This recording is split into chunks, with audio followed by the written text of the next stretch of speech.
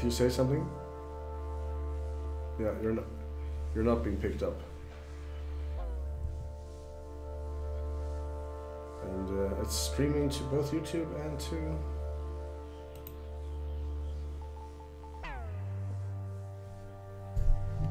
I should probably be shutting my own mic off though.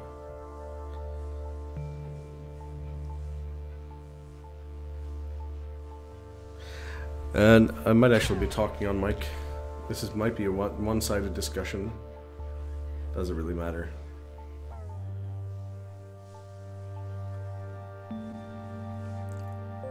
No?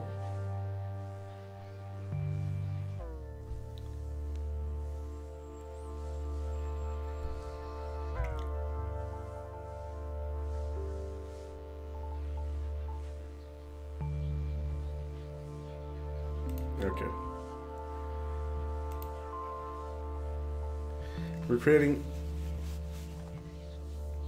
We're gonna create a new save file here.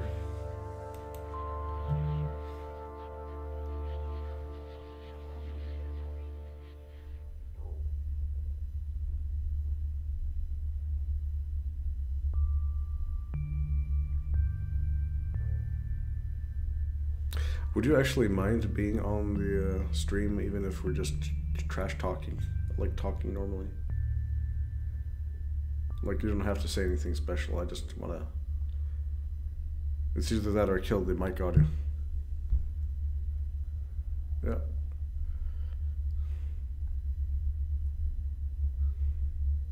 Oh, you're not now? Okay. Oh.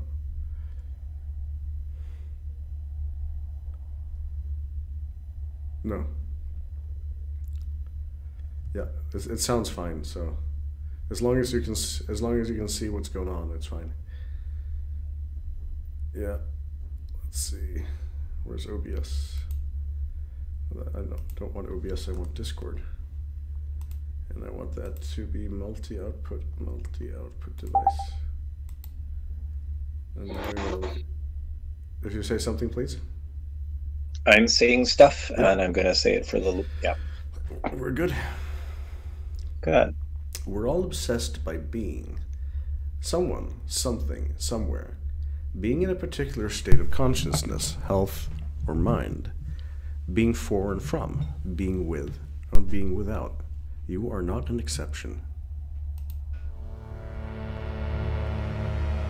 Oh, it's a Twine game. This is very much like Twine. Totally. At this time. For as long as you can remember, the pronoun that described you best had been she, he, or they. Should we go for they? Yeah, I remember seeing this. Yeah, they is nice. I remember seeing this on before you showed a bit of this game on your camera. It was really cool to see that I had that in. You were very particular about it. Does it say that when you pick other options as well? Yes. Good.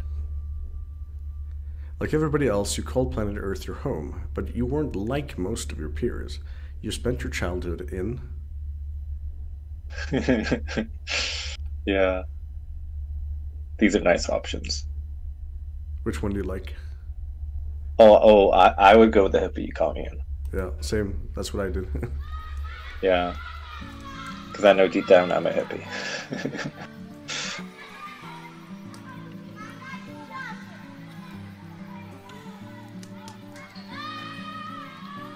You moved to San Francisco. Those childhood memories, however painful, gave you some solace. They meant you were someone, and you intended to keep it that way. That's one small step for man.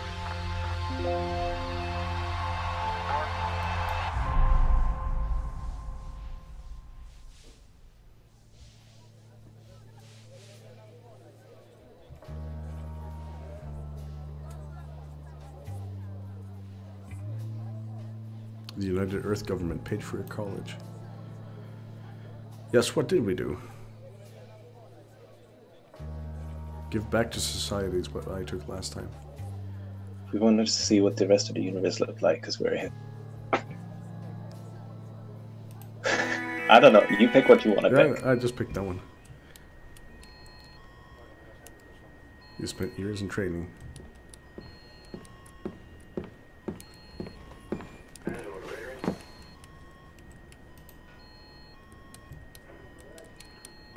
You mumbled something incoherent.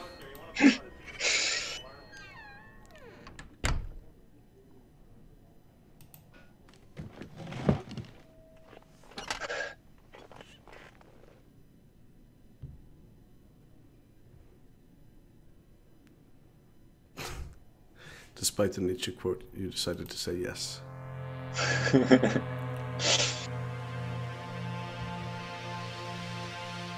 Yeah, if someone's giving you a Nietzsche quote, it's time to, like, that's some red flags right there.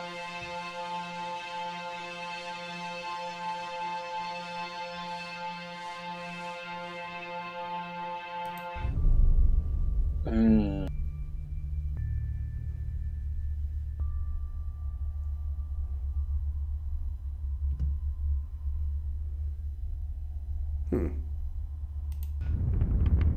10, 9, 8, 7, 6, 5, 4, 3, 2, 1. We have it. All systems go.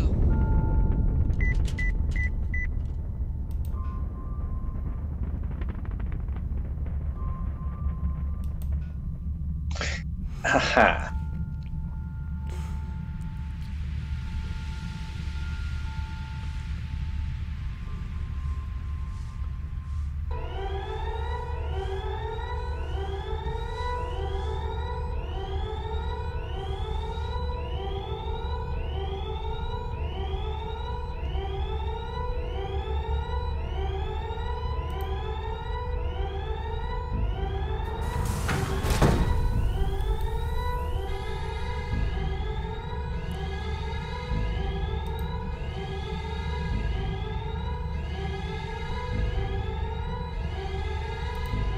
I see.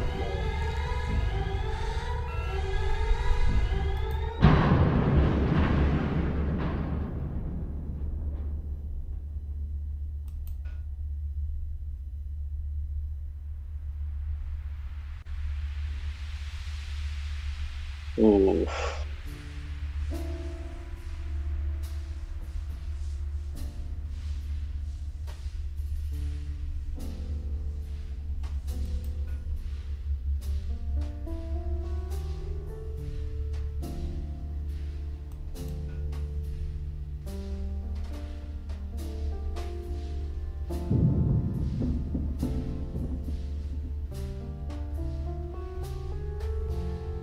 What the hell?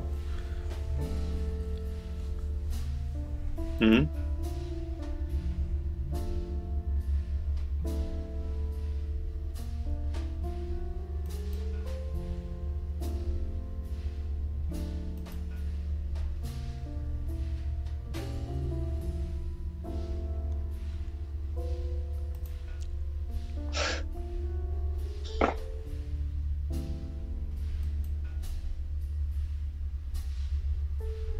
It's the end of the road. It is a Twine game. Very much. Yeah. Yeah. It literally has that mechanic in it. And it's just, I think this is the second game I've seen do that, so I'm wondering, is this going to be an entire Twine game? Or is it going to be an introduction that's a Twine game, very similar to the way... It's an introduction. Yeah. Because it's probably inspired by Firewatch. Firewatch did this technique extremely well. I'm noticing that this game is prologuing even more than Firewatch was doing. Firewatch was mostly about, as far as I remember it, character generation through a bit of narration. Yeah. And this one had that as well, and then it went to a fairly long story segment that was disconnected from any character creation.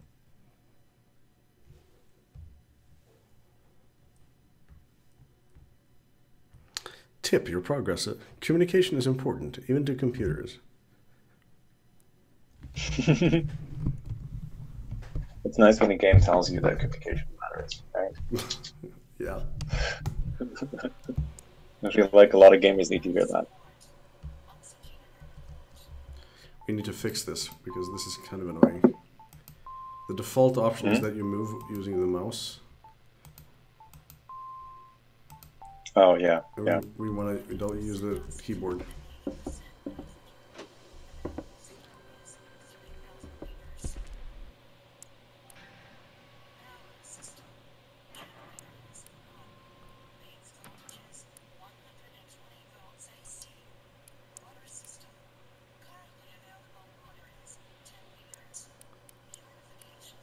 This is an interesting mechanic.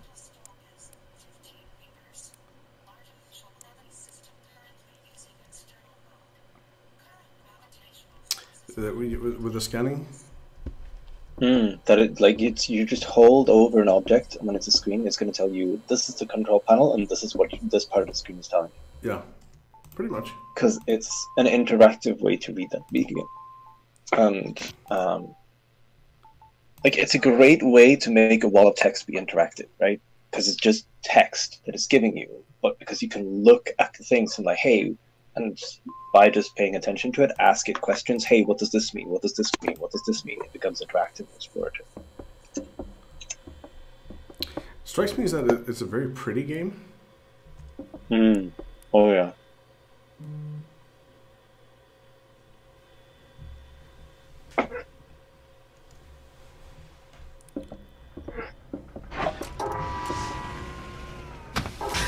You know they're locking us in.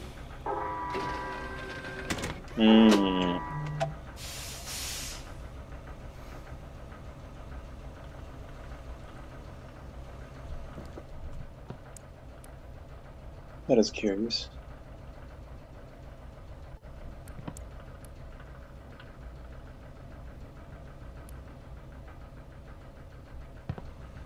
So I'm going to move through here pretty slowly. Did you notice that the standard issue models assumed you had a flat chest?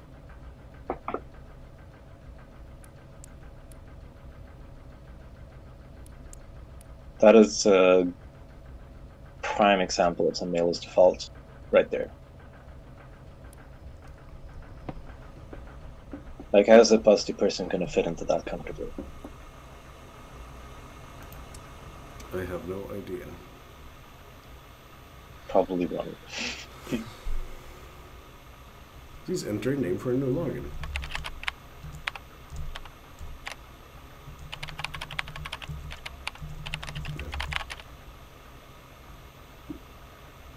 I'll go with my real name. Yeah.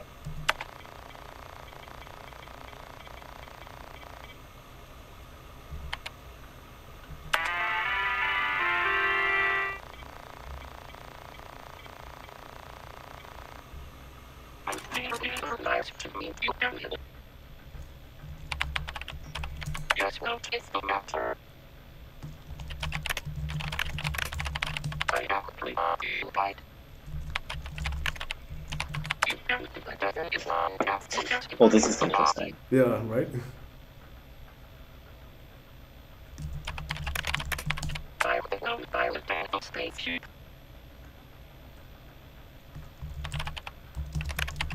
It's not really responding to you, is it? No.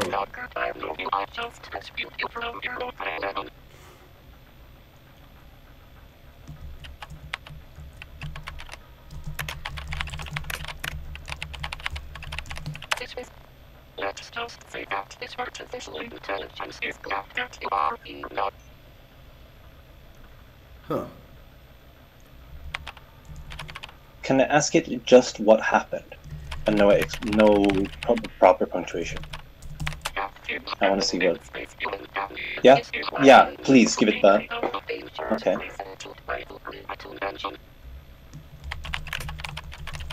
Type in bad things to see what it says.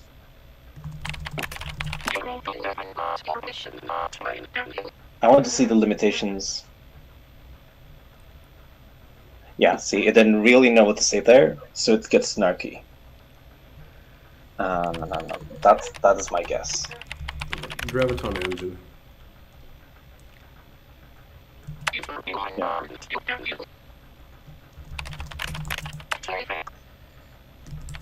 See, it didn't know what to respond to.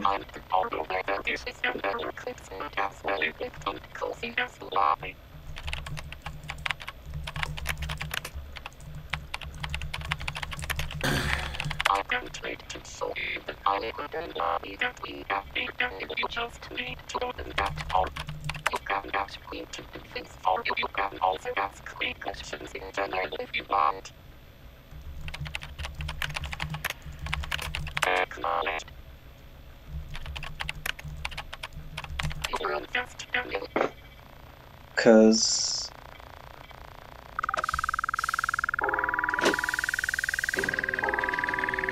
something that's interesting about this type of interface is that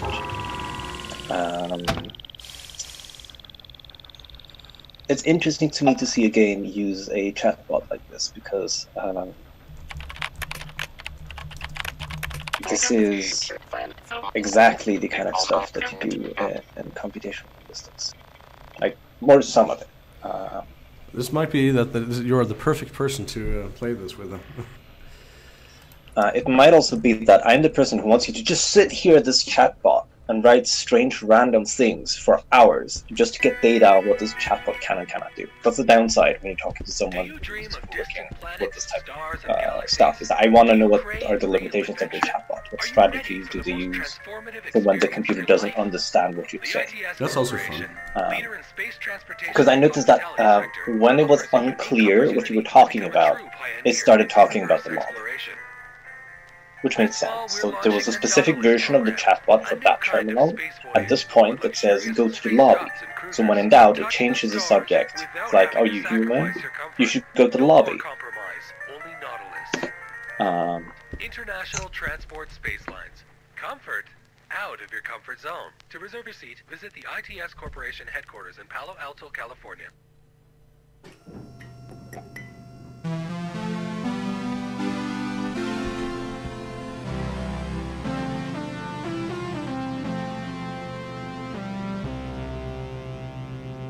There we go.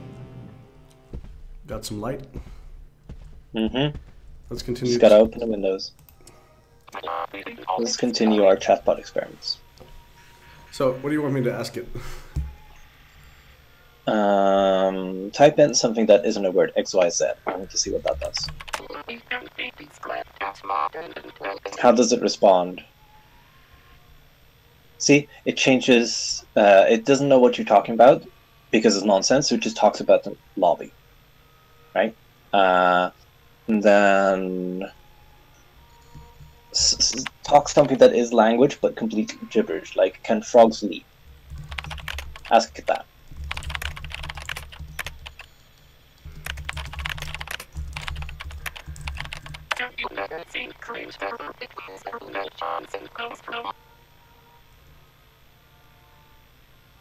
Okay. See, this has nothing to do with what you're talking about.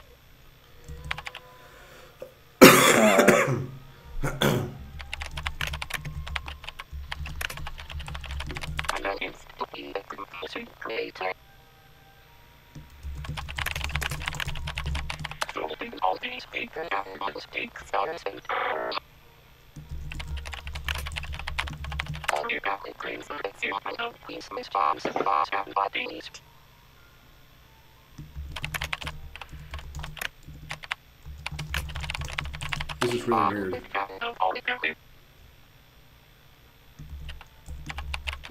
What is really weird? This game is really weird. So, how does this experience compare to your previous experience with this chatbot? Like, is this similar to how the conversation went last time we played this? Yes, sort of. So it seems that it's not actually all that interactive because this is a narrative game. It can just fake a little bit of interaction, so they don't need a full-on conversationalist, because then you'd need a pretty sophisticated AI. They just need something that can appear to be answering your questions, kind of. Yeah. And then it can just spew a little bit of this position.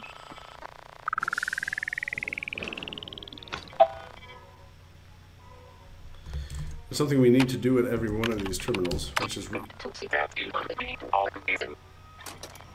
This is just something I know because I played a bit into the other games. We need to read the log entries.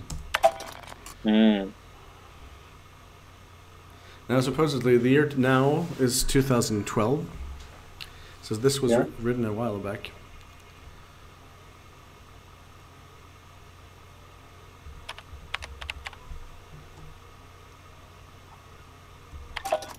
Oh, there's a bit of it that's erased there. Yep.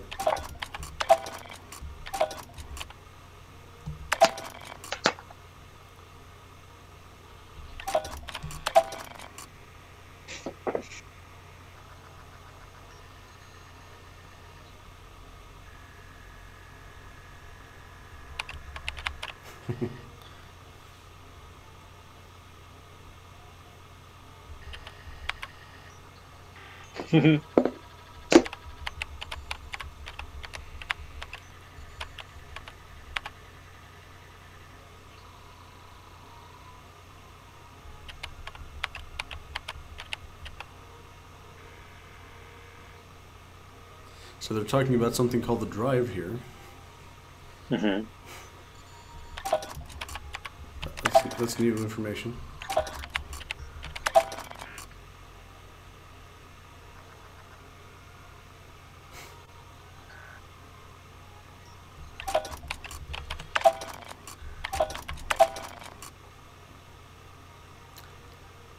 Chair controls.sh. That's a script of some kind. A bash script. Can we do that? Chair control.s.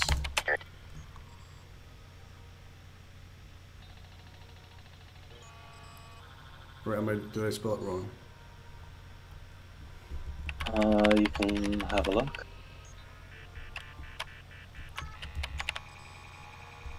No, this is not. This is back to the conversation you had, not the history of the terminal is printed. So it doesn't quite work the way a real terminal. It's interesting that it wants to.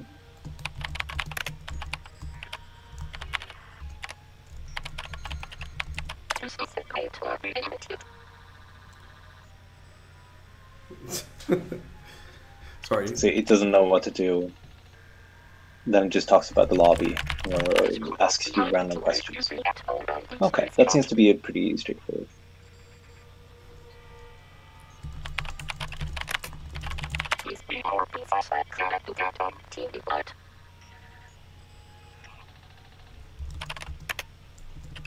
Okay, so activate is a keyword.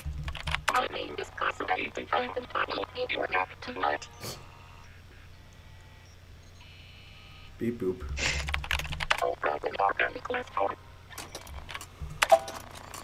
I just want to see what the script was called. Does it get a feeling that... I think it was the last one, maybe, that the script was in. Yeah. No, not that one.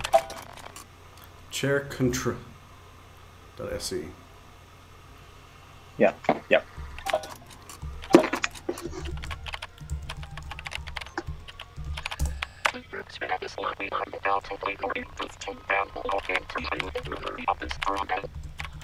Maybe you have to type run on that thing. Maybe.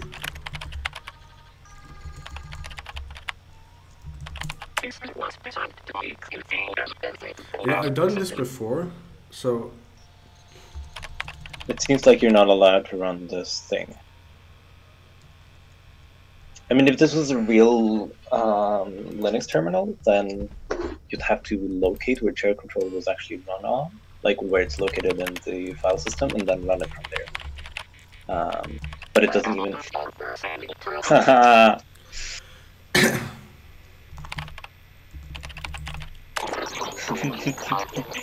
Yeah. Superhuman people like me.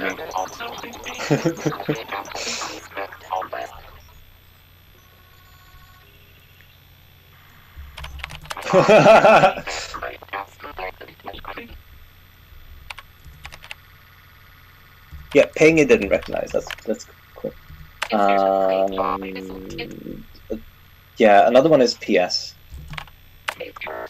And that's one of the system administrators thing. No, it doesn't know that one. Because that's one you check to see what processes are running on the machine. So that's for administrative maintenance stuff. So the vacuum cleaner here is asleep, apparently. That is adorable. No, it's taking a nap. Things are a little bit shitty here, it seems. Yeah. And now the robot closed the door for us. Oh no. Oops. Can you go ask it to open the door? Maybe it's just pissed off. Yeah, maybe. Oh, you know what? It kept telling you that, hey, I thought you'd want to stay here.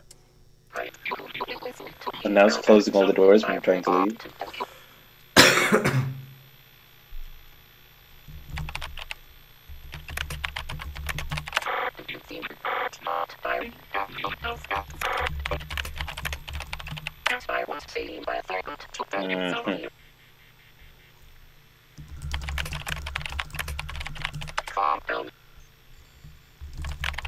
Choices simple destroy the circulated drive and go back to Earth. Stay and this beautiful living and happy life in front of the TV. Okay. Option 1.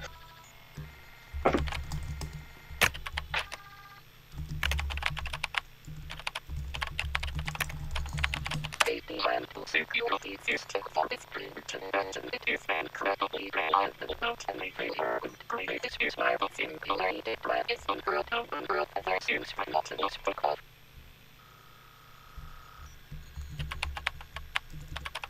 I'm just trying to milk it for information here. subject that I will try to take out with you. This is the first prototype of an Nautilus spacecraft. You have to prototype it and help me destroy the simulated drive router with this blue. I want to know why it has to be destroyed. And it's not being very forthcoming. I think the not very forthcoming is an important part in making the illusion of you actually chatting with this thing feel real. Because it's, whenever you're typing something it doesn't know how to respond to, like the bot doesn't know how to respond to, the program will change the subject. In order to mask that this is a strategy it's doing, it does that a lot anyway. That's the feeling I'm getting.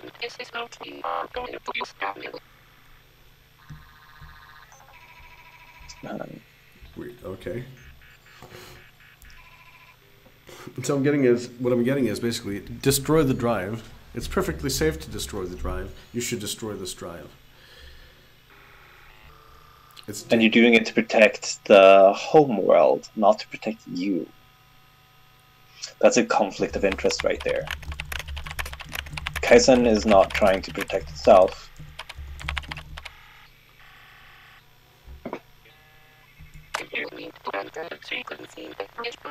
Nor might it.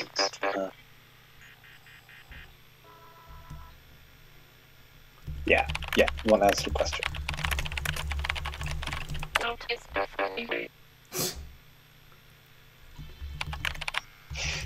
Yeah. That's clever. I don't know how to do that.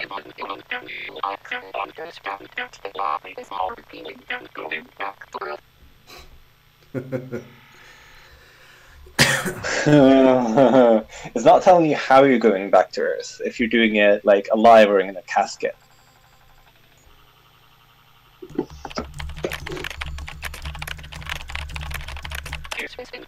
Bicycles. If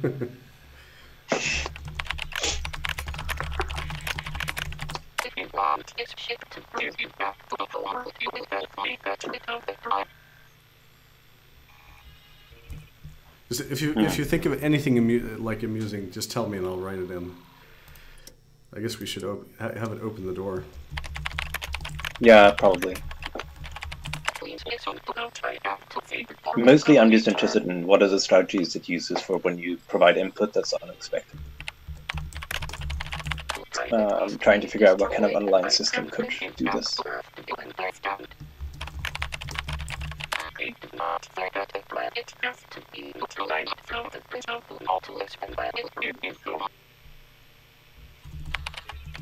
Can't you bring me home now?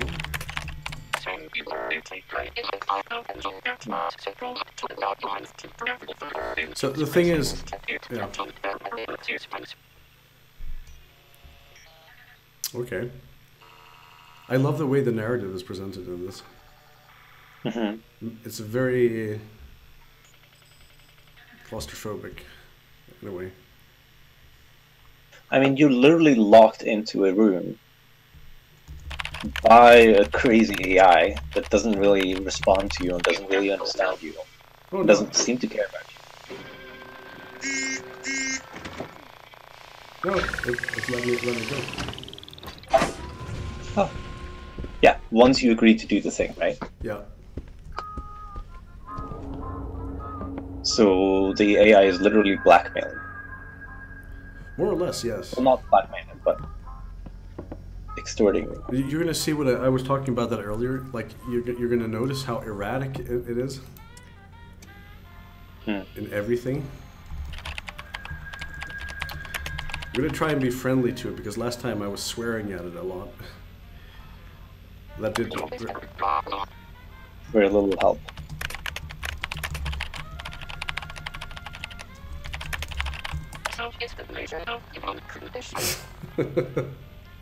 Excellent answer.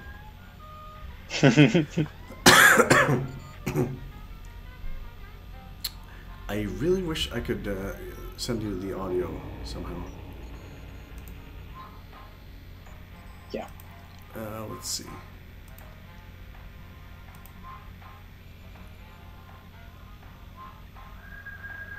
Though unfortunately, I don't think there is. That's okay. Just like real I part. get to imply my specialization from university in game design, so that's pretty cool. Or game analysis, I suppose.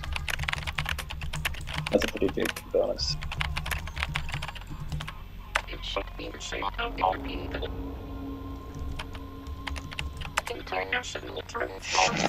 Wow! You want food or water?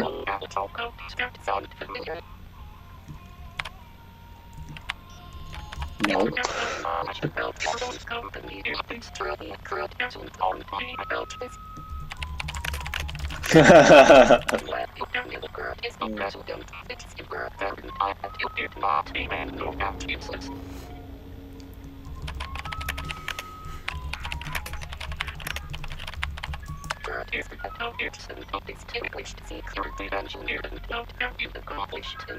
I bet Kurt is like Kaizen's designer.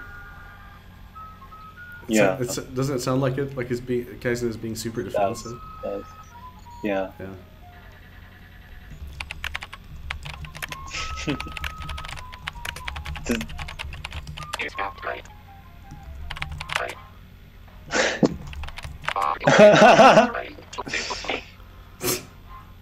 What? Oh no! Oh no! It didn't understand your question. It thinks it's trying to say I love you, Kaizen. Oh. Oh no, that's a big failure.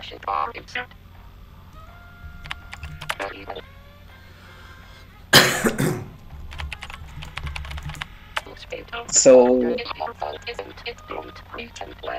it seems to be using a vector model of semantics, because this is a typical problem of this type of models, where each and every single word will be represented by a sequence of numbers, which is called a vector. And in order to represent an entire sentence, you often kind of just lump these together in a way. Yeah. These models, semantic models, are very bad at distinguishing sentences that only differ in word order. So this AI seems to have picked up on the fact that you have I love, Yeah. and you in the same sentence, and this is a very strong indicator that you're trying to say I love you. And then it forgets about the word curse. That changes the meaning of the sentence entirely, which is really fascinating. And then you end up with this really weird stuff like that, where you're trying to say that, like, I think this person over there loves you, and it says, no, I don't want this to hurt our friendship. Like, I'm sorry, I'm not into you like that.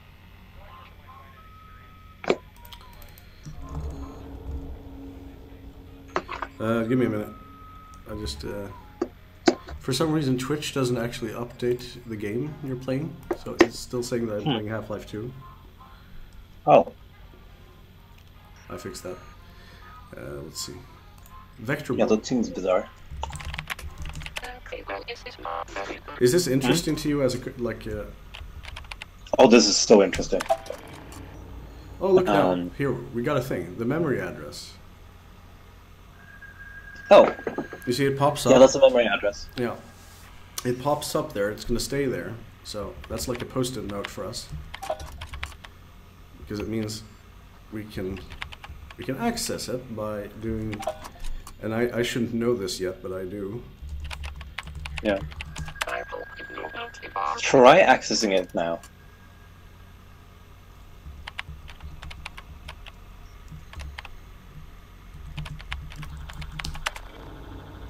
Okay, so it does allow you to access it immediately.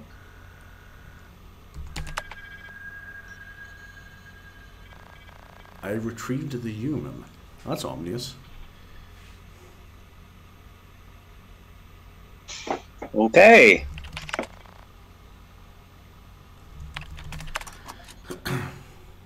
Like, since you're a Linux user, like if I wanted to create a script on my own, what would I write? I would write nano, because it's opened up a program that you can use for script. I don't think it's going to understand you, but you can try. See, it doesn't know, so it changes the subject. See, but basically that's the text editor. So you would just open up a text editor and make a legal script, and then name it with the proper extensions. You know what it is.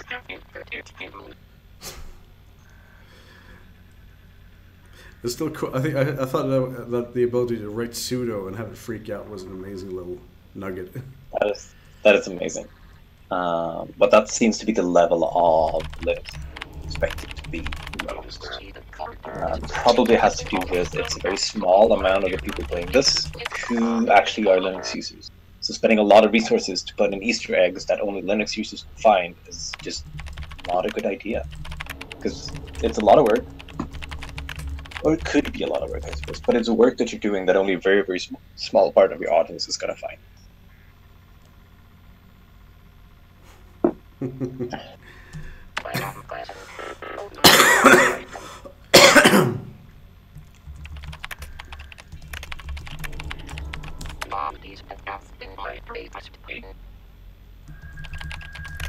See, we're learning things now. Oh, yeah.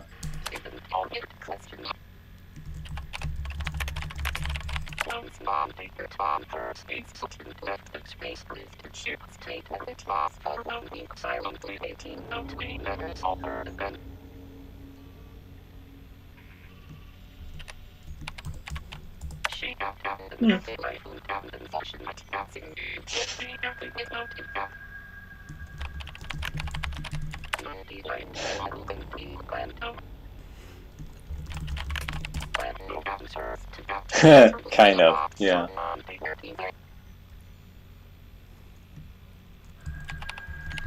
Can I be your friend?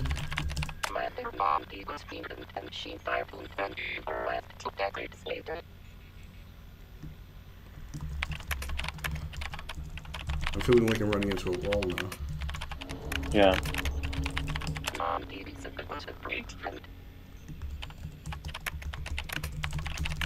Yeah. Friend is, it's when it picks up friends, it's just thinking about Nandi itself.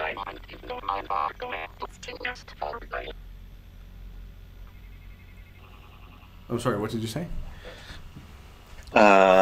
It appears that it doesn't have anything it doesn't have any material that looks for if you're asking it to be friends. The same way it clearly did for saying stuff like "I love."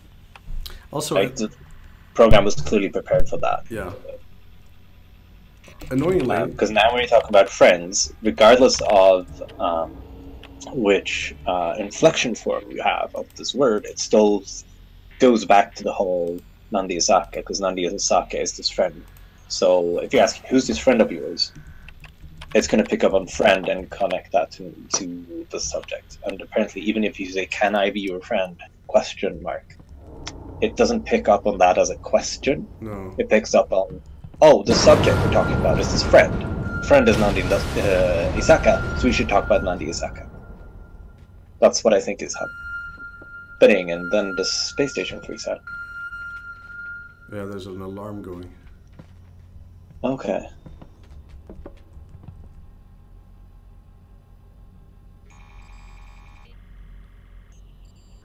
Is it interesting to hear me talk about these? I wouldn't really call them AIs, but these chatbots, basically. Yeah, I think so. Very good. Sounds good.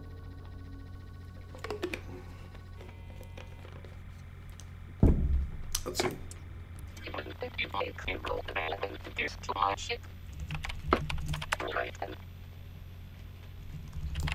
Ultimately, but also not supposed to be the final decoration. What were you talking about?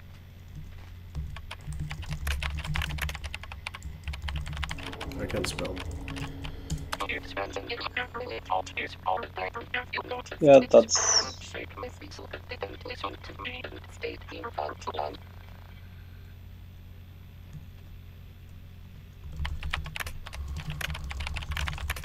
Yeah, again, I didn't know what you meant by collision, so...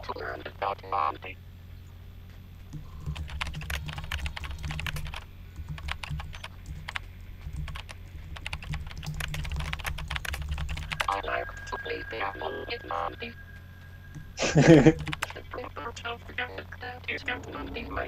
Well, there you go, you could do that.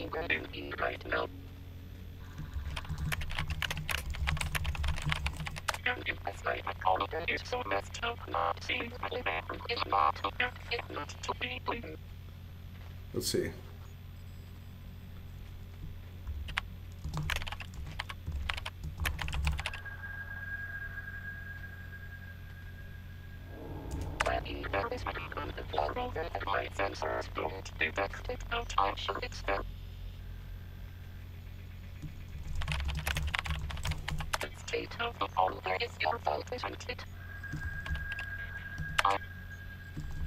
Okay. It's not that difficult to predict me. Is this version of my impact? That is unvalid by outside legal terminal limit is that.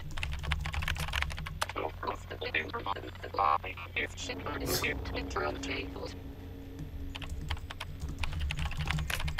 Where can't I state who called her? I reckon the designers took a leak of all out.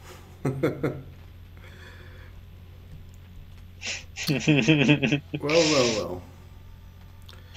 Let's see, we wanted to open the door here. So the one is about to be opened right out because I got this. I can be open is alright now. Just no. Like not. Okay. It can be wait till it please I haven't never to live in it.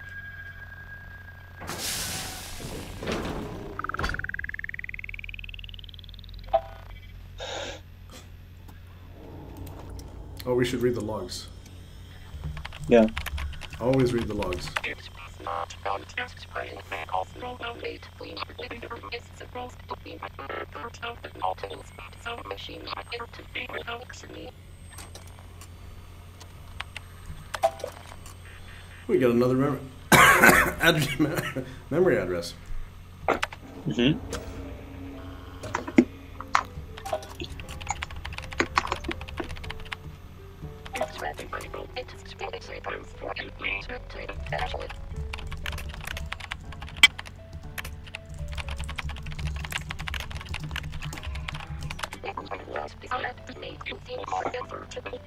I really want to, like, you want to speak to it like it's a person. That's cool. That means that that means it's after all a pretty successful chat program. I think it's due to like the randomness, because sometimes it feels like it's answering properly, and sometimes it doesn't. Yeah, it's like it's more like it's there, but it's being very eccentric. Do you want to display its content? Yes.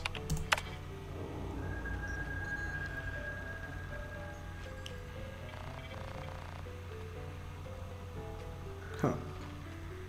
Okay.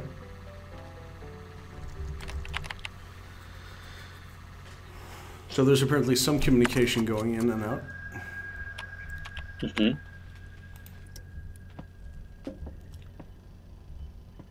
Well, this is a nice room. It is a nice room.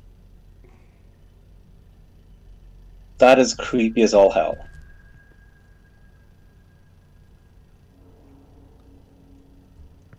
I think it's from Metropolis or something.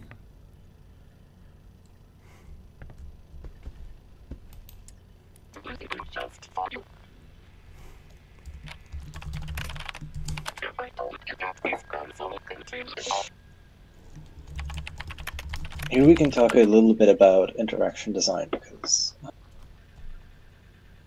notice how you can access the terminal while standing further away from it. You have access to the other ones. Maybe you have been able to access the other ones as far away, but you are standing further away from this one. How easy is it to read for you? How comfortable is the experience of reading this tiny text? Well, I usually stand up right next close to them, because that's exactly. Yeah. Like, this seems to be what it's clearly designed for, yet you're allowed to start interacting with it when you're standing further away. So the question is, did they test it with... I mean, hopefully they tested that distance, that interaction distance, quite a bit, because it seems like a very important thing to test in this game, since that's such a core mechanic. But I'm curious as to what they found when they had the distance where you could interact with this thing be shorter. Because theoretically, like in a complete vacuum, if we imagine that there are no side effects to this adjustment, then you can make that distance be shorter, so that the player has to approach the terminal close enough that they're going to get a nice experience reading the text. Like, make that be nice, like this. They did that in Prey. In which game? In Prey.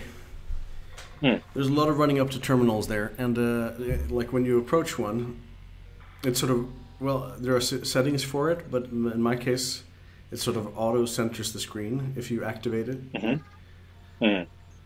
You can walk away from it though. You can like activate things with there's a gun in the game which is like a toy crossbow which shoots foam darts.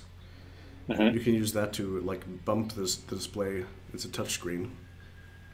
Okay. But you can usually read things pretty comfortably from a distance, because partially because you can zoom in, and partially because the text is very, very big and clean.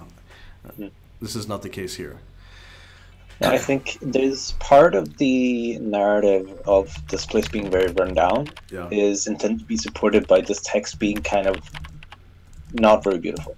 But that does mean that you really want to be up and close when you're reading it. But the question I was asking, and the thing I would be worried about making that distance be shorter is, how can you do that without making it frustrating for the player to feel like, oh, it's such a fiddly mechanic. It's like you have to be really careful, or you won't be able to do this. Like, how far can you go in pushing the player to have this experience you're having now, as opposed to one you're having before, when text is difficult to read, before it gets frustrating? Because that's the other side of the coin. If the limitations of if the limit on when you can interact with object X is too narrow, it's like, no, you have to click this one tiny little hitbox and be very, very close to it and stand in exactly the right spot, then it becomes really frustrating. So I think that's an interesting little problem. I see what you're saying. We can try. I mean, I don't know how far away you can stand here. So, but this far? This is useless. Okay, so you stand... Oh! Look also what happened where once you're close enough, the button lights... This keyboard turns into a button that lights up. Like that. When you're hovering it. Exactly the way you've been doing on the others. How far away does it light up like that? So if we were to test, like, just how far off can we back up and while it still lights up? Let's see. About yay? Yeah, and now can you click on it? Yes. Okay. So it's probably, I would assume that making it easy to find a button was prioritized over forcing the player to have a convenient reading experience, because the player can adjust that themselves, right? Look at this. We can make it. This is an interesting thing.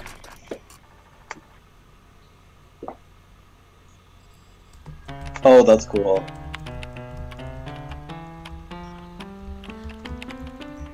This feels like it might be a puzzle. Or maybe not. Maybe it's just a thing. I mean, it could just be a way to give you... this is pretty easy to do design-wise. Like, they have everything set up. Like, the only thing they need new is this thing down here at the bottom where it displays... like, the actual, like, interface for these are the keys of the piano. Hey, listen to But this. that works very similarly. Oh, I don't hear. Oh, sorry. I played Gubben Nowak. Of course you would. Yeah. Because, like, I can imagine this is something that people can have a lot of fun with, and it ties into the narrative about the best friend where they would play piano together. So, like, I can see that being something that, hey, we can do this. It actually doesn't take a lot of time, so let's just put it in there because we can.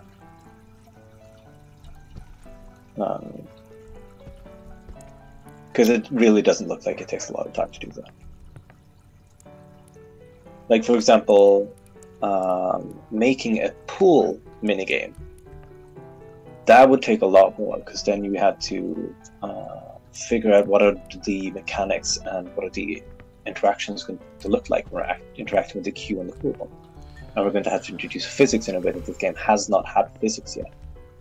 And then we're going to have to figure out, okay, how we're going to deal with pool balls flying away over the edge of the board. Like, that's a lot of physics going on. If that gets weird, it just gets silly.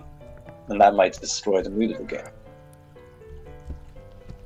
So it says that the pool balls are arranged in a constellation. You mean like a star constellation? Yeah. Constellation, in this case, Hantic. I wonder which constellation it would be. Yeah, it's slightly odd. Like, I think that little flavor text is odd. I have to agree with you. Lyra? I don't know. Wait, can... Sorry? The cleaning system is being stubborn. Yes. I love that. Yeah. I found one that was... I found one that was depressed. No. Poor thing. Why would you be so monstrous as to program depression into a robot? Yeah, I have no idea. It's just awful. That's not even funny. It's just mean? Awful. Yeah, it's sadistic.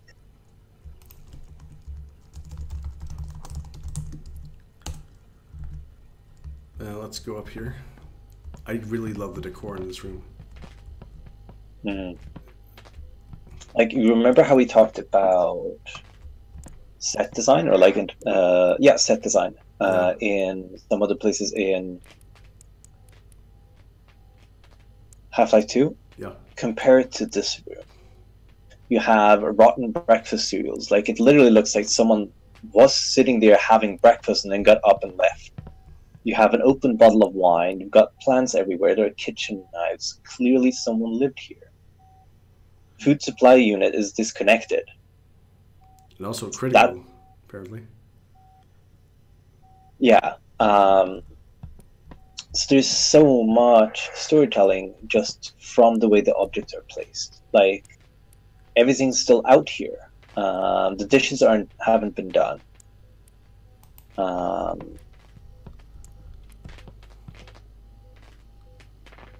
Oh gosh, that is a very sparking terminal. It sure is. And we can't fix these.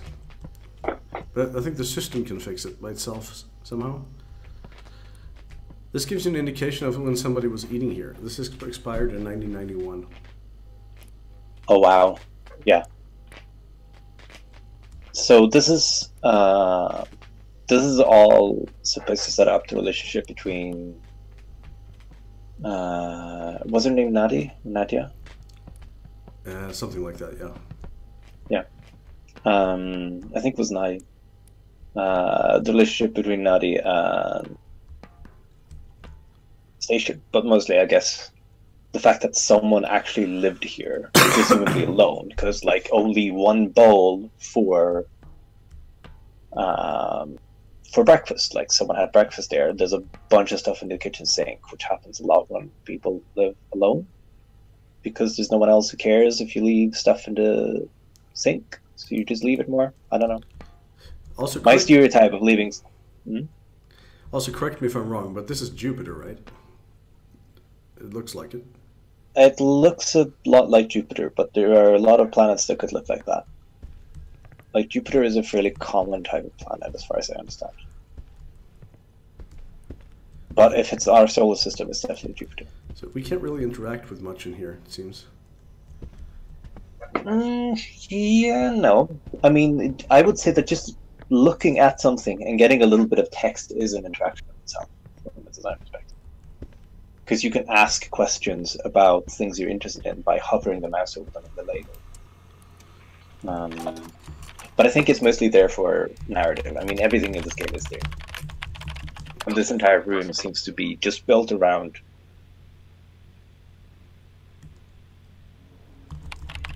Okay, that was...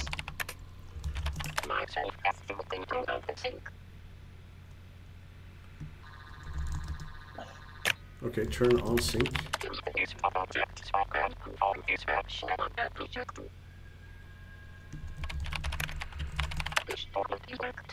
Oh, you can turn on the projector. Oh, you can open the fridge. Nice. No. I cannot. I can close the door, though. I don't know why you would, but I can. Yeah. Let's see. Don't forget to read the logs.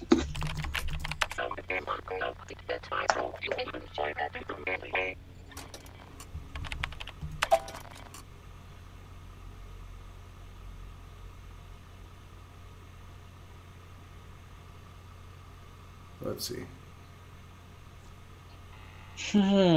This is funny because if you look in, I'm running Homebridge on my computer to control my lights.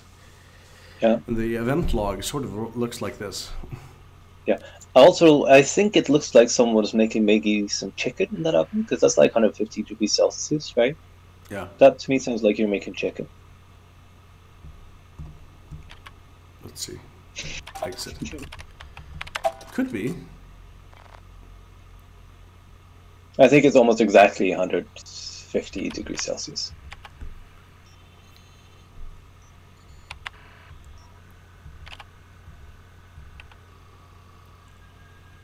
Am I scrolling is it an okay No, you're speed? scrolling at a good pace. Oh, yeah. That's okay speed for me.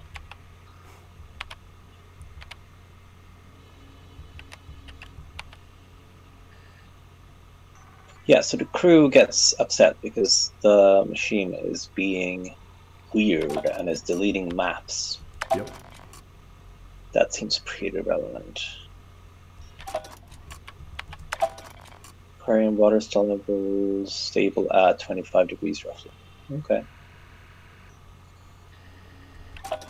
Like, I wonder how much you get out of this if you don't know what 0 degrees Kelvin actually is in a temperature, you know. Well, I don't, for instance. So Okay, so 0 degrees Kelvin is absolute freezing. No, it's not. No, it's not absolute freezing. 0 degrees Celsius is freezing, but it's absolute no heat. None. Physically cannot be colder than that. And this is about minus 273 degrees Celsius, somewhere around there. the fish 0 tank. Kelvin is somewhere around somewhere around minus 273. So the fish tank said it was at 298, something like that. Yeah. It was yeah, and that if you just subtract 273 from that, and then you'll get what it is in Celsius. It's literally that simple. But you have to know that. The same thing with the with the oven. It was actually set to exactly 150 degrees Celsius, which is very reasonable. It's just that the computer does it in Kelvin, which makes sense. It probably does physics calculations as well, and then you have to use Kelvin. So these things here, the discussions about notebooks and bridge passwords are kind of important. So we need to remember these, both of us. Because I have been looking and I'm not gotten far enough to find what we're looking for. Bridge password is on the cover of the diary. On the notebook. On the notebook.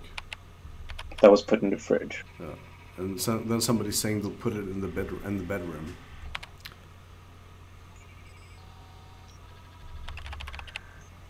Okay.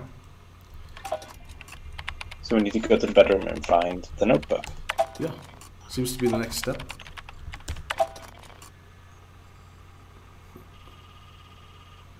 So here's like an aquarium water temperature stable, 297.98 K. Yeah. So I should subtract 2 zeros. Or 2. You should subtract 273. Roughly.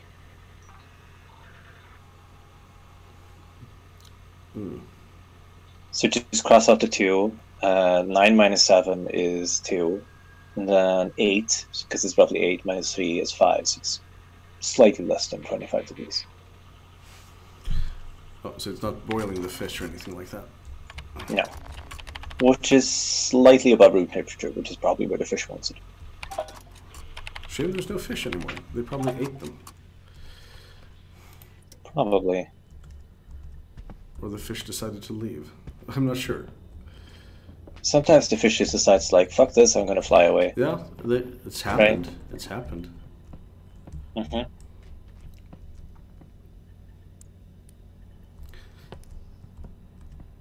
Here we have notes.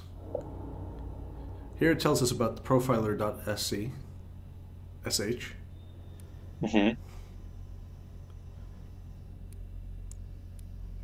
Yes, execute file. Now this is a good clue. Find I in memory. And we will. Find I in memory. That is a ridiculous... Oh, there's another node. Yeah. Got a memory location. Another memory location.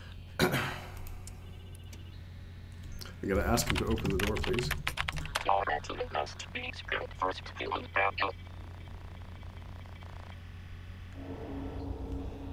Okay. So let's say we don't buy that. Let's just hack the planet.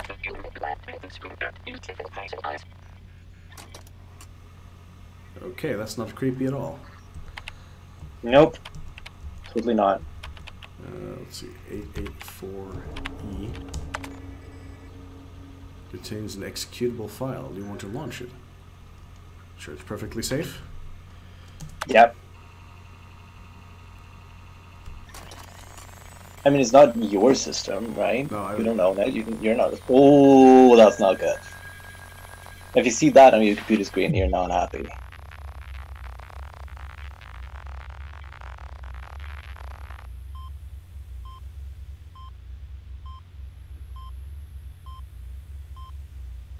Find retina match. Okay, this puzzle I can probably manage. This is basically a remember where things are. You type keys on your keyboard and different images show up. And I vaguely recall where the various images of eyes are. So that's a M. N. N contains a picture of an eye. So does A. Oh, find eye in memory. Yes, that's exactly it. Let's see now. So we have an E, we have a, what did I say? E, A, and M, right? Yeah. I remember N. So we need it, there we go. Where we go? That's the last one. So we had it. Put them all together. I was screwing up. Where was it?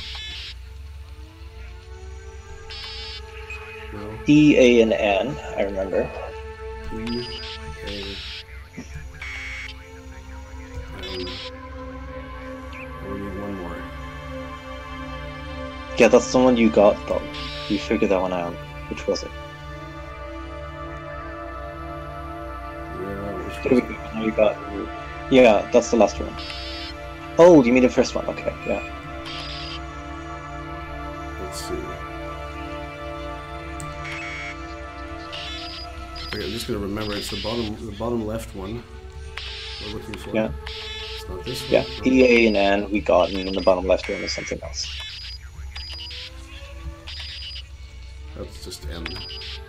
Bottom left one is A. We want Okay. E, M.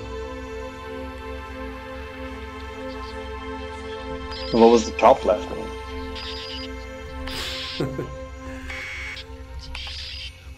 This is kind of a tricky one, actually. Mostly because you should just write it down. Yeah, but I remember sequences, so E, A, and N. You just need to tell me which picture is, and I'll tell you back the sequences. This is A. E. Which one? I see two eyes on my screen. Yeah. You have to remember there's a time delay. The right quadrant is E. Lower right is E? Okay. Lower right quadrant. And is lower left is A. Okay, so A, E. Yeah. And we know that N was one. That's the top right. Yeah, and top right. Yeah. Yeah. So And then we just need to. the top left one as well. Yep, that's the one you need. Okay.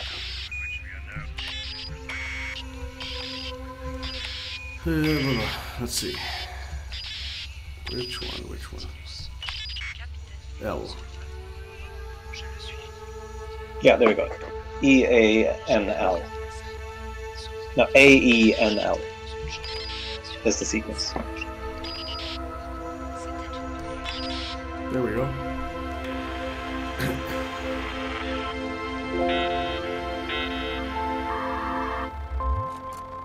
That's kind of creepy, actually.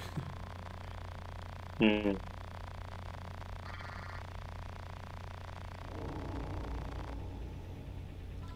Approach the scanner to unlock.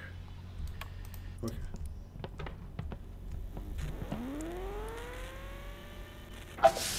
Welcome, Mandy. Move notes to terminal. Right, in case you went there and didn't understand where to look for the clues, it tells you where the clues are. Yeah. Duffel bag. Nandi. Yeah, okay, so here it looks like multiple people have gone there. Oh.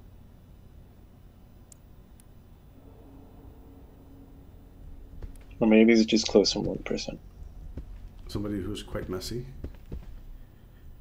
I mean, if you're living alone on a space station for a very long time, there's no other human being, and you're probably not going to see anyone else for a while. You might get messy. Yeah, true. And especially if you're doing this much science.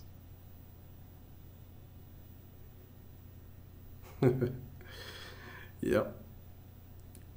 Creepy things the AI said to me. A lot of paper. The notepad. We were looking for the notepad. Safety mechanisms in AI systems, yeah. We were looking for a notepad, weren't we? Yeah. It's a shame. That was supposed to be put in the bedroom. Yeah. But we can't interact with it more than that, No. can we? Unfortunately not. And we also can't duck and stuff. No. So. Whatever. I mean, that makes sense. Why spend time on a mechanic that's not really going to be used in the game?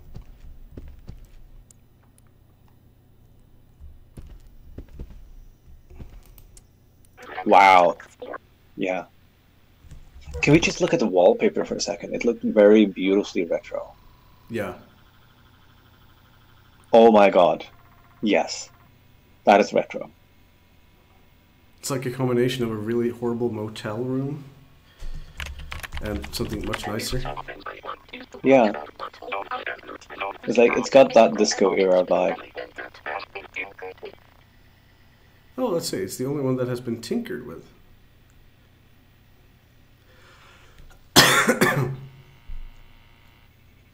Oh.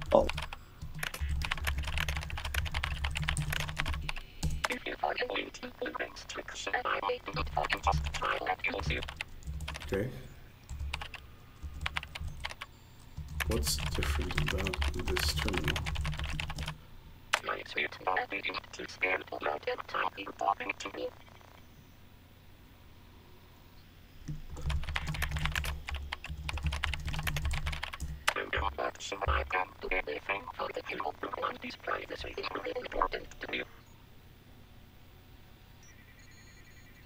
Huh.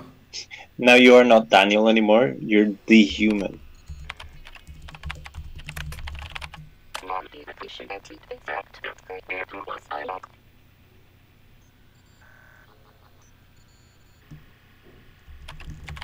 Tell me about this room.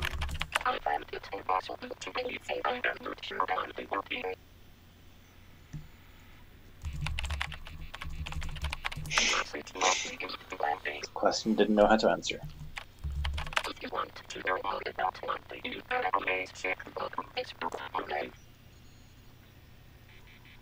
Okay. Yeah. This is the game telling you you're not going to get more information out of me, and in case you didn't remember, you can do this, read the log. Because this log is really important. We can see here there's a bed control script.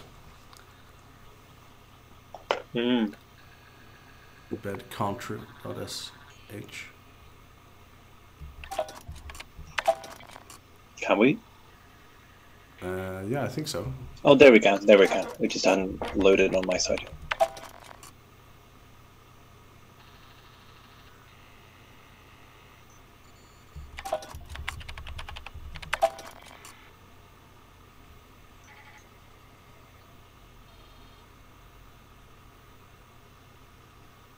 Oh, this one has parameters, room tag and username. Or has all of them had that? Many of them have. Hmm. I wonder if we can use them. I'm not sure. You probably can if you know what the room tags and usernames are.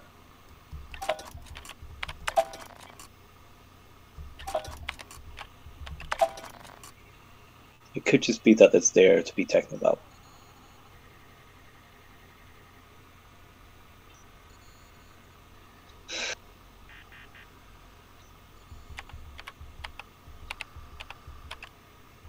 Drive must be destroyed. I know I can count on you.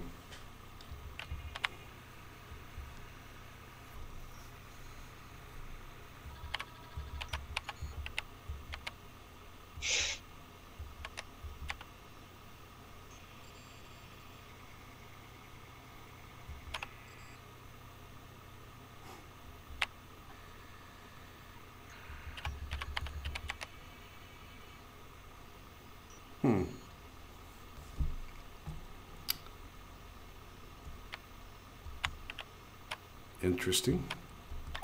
This is very interesting. You're not the first person who's been in this situation. No, it doesn't seem like it.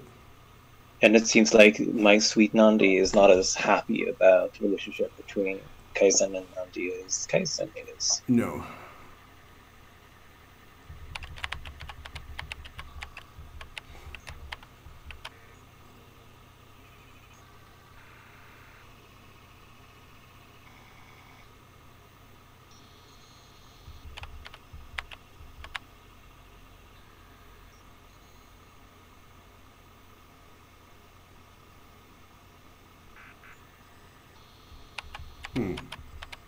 A lot of redacted here.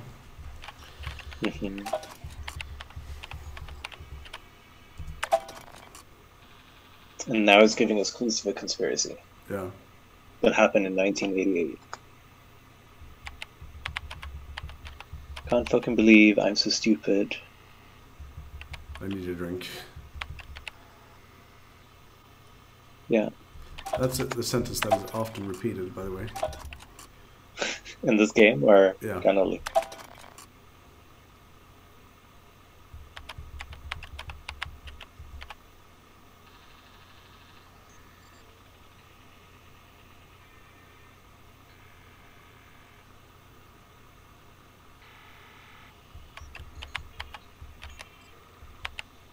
Kaizen is incredibly creepy. Yes.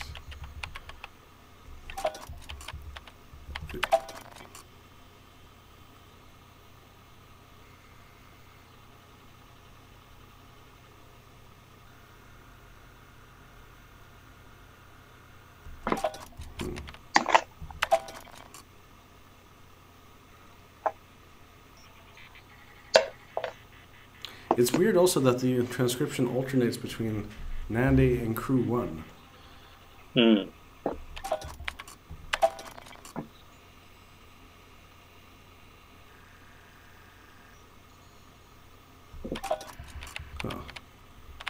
I think the game is trying to tell us that there are more people involved, but it doesn't want to give us more named characters. Yeah. Either not yet or not at all. Did I read them all? I must have. It may also be that Crew 1 is in fact Nandi, but we're not supposed to know that yet. Where did she put it? No, that's Nope, yeah. I think Crew 1 is someone else. Crew 2 might then be Nandi. Or just another person. We don't know.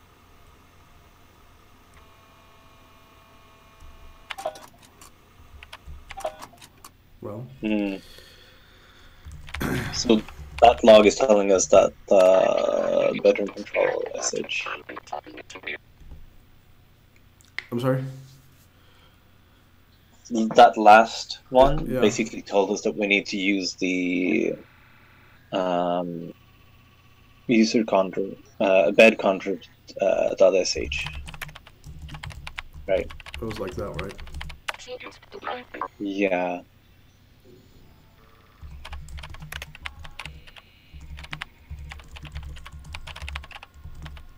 No, it has to be an underscore. No, it wasn't like that.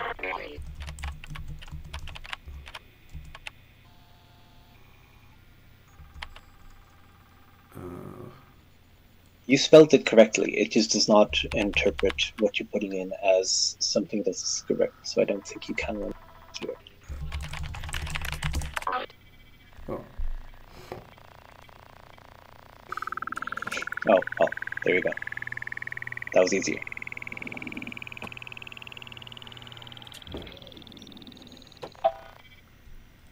Okay. I wonder what happens if I do this.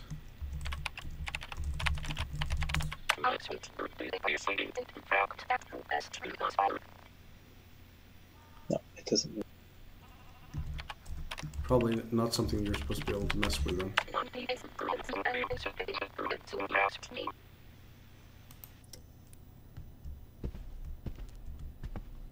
Found some notes here.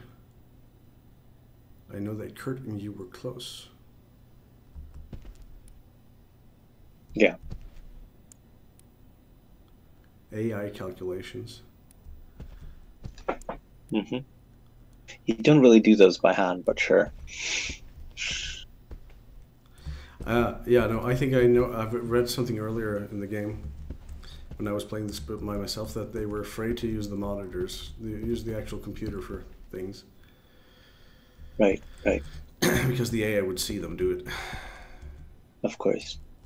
So this is up here now. And what else? It's unclear what this has given us. Oh, there's the bathroom in here.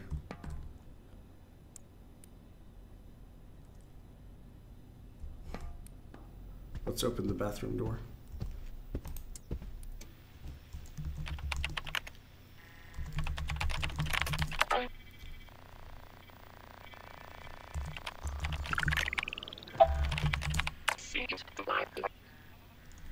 There's a Mozart collection, of course.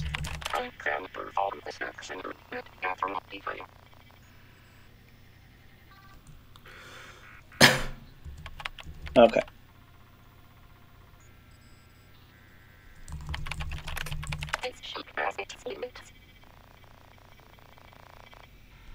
okay. So it's really not very. It's basically triggered by certain words. Yeah. Vacuum toilet jammed. Well, crap. That's not very. That's.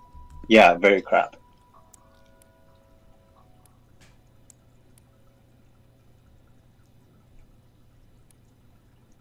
Well, this is very clean and nice, I guess. Yeah. Not really sure what we're supposed to be doing here. Maybe we're not supposed to be doing stuff here other than seeing the fact that this person used to live here. And again, appears to have left everything just lying there. Yeah. Here's the depressed... Oh. The sad robot. That is cruel. I mean, I would also be depressed if you locked me in a room for decades. Like, I can see that.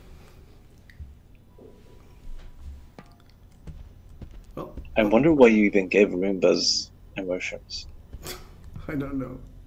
It's really strange. Seems a little cruel. Well, let's go. Let's continue outside, shall we? Yeah, see if we find something fun. This one's nervous. Oh no. Poor thing. I'd be nervous too if everything suddenly collapsed around me.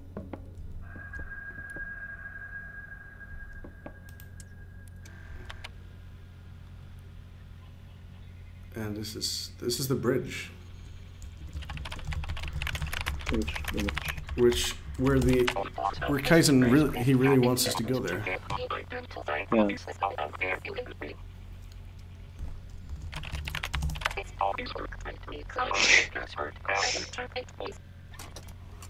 Oh.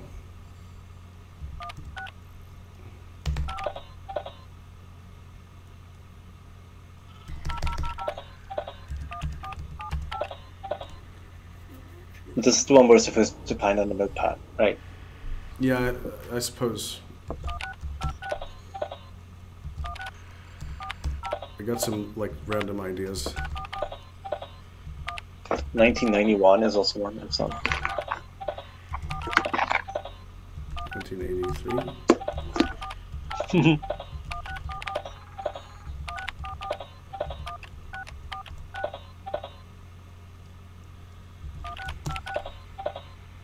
There's a lot of combinations. There are, yes, a few. Or numbers, by the way.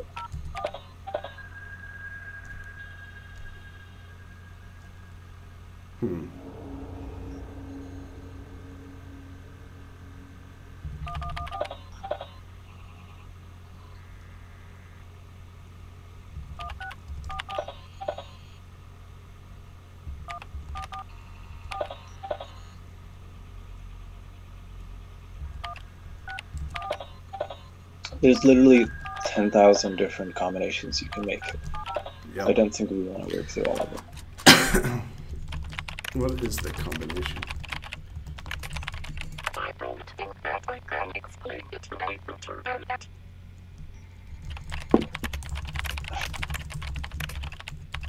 Shedding together much good. I forget about the abilities to make any.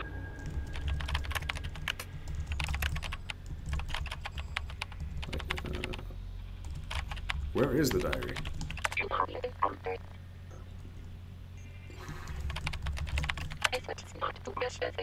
The diary was supposed to be in the bedroom, I think. Sorry? I think the diary was supposed to be in the bedroom, right? Yeah, I think so. Because there was a conversation about it being in the fridge, and then it was put in the bedroom. The question is, was it ever put in the bedroom, or maybe it was... I'm just gonna see if I can... None of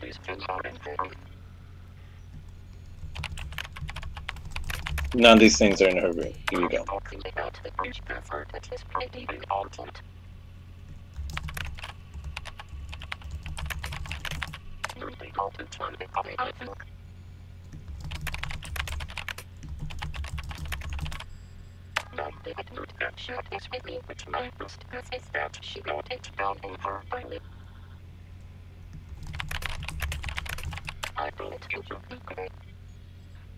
Okay. Let's see. So we just need to go there again and search a little bit. Seems like. But first we need to check logs. It's interesting how in this particular instance... Yeah. It's interesting how in this particular instance, when it comes to finding this diary, suddenly Kaizen is really, really helpful. Oh, yes. Right? I don't think that's because like Kaizen knows so much about the location of this diary that is kind of strange, right? And I think there's a very simple reason for that. Players have gotten stuck here before, and why not just give people the tool to find out help if they need it inside of the game in a way that doesn't feel like cheating? By talking to the machine, which is how you do things most of the game anyway. You can talk to this machine and get information from it.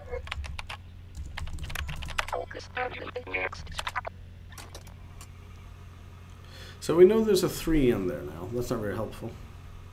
How do you know there's a 3? Because it said it so in the log. And then the door opened. Oh. That's not really, it's not at all very useful though, I realize. We still have 1,000 combinations, even if we know one of them. No, we have more than that.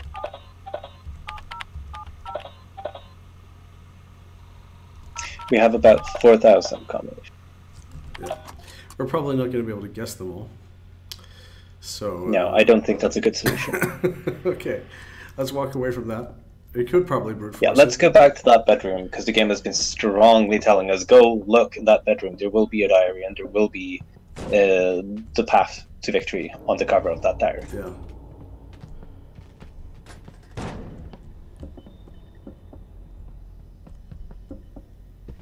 I think this is yeah. But now we know it's not a notebook, it's a diary. That's something. Should just go looking, I guess. Maybe I missed something. Yeah. Is it one of the papers lying underneath the bed? Because that would make sense. Don't think so. I'll look at them again. There appears to be some that are books.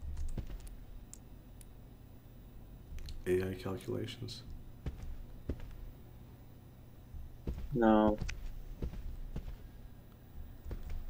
Then we can look on the desk again, or by the desk. Yeah. Let's have a look. I wish I could get closer to this. Oh, there we go. More AI calculations. Yeah. Song lyrics, handwriting unintelligible. Okay, much stuff we can't actually read here. Yeah, but we're looking for something that's a book. I see 2 books on the shelf up on the right. Yeah. That's a notepad. What was that neural systems? There was a paper about neural systems. I want to know what the title was.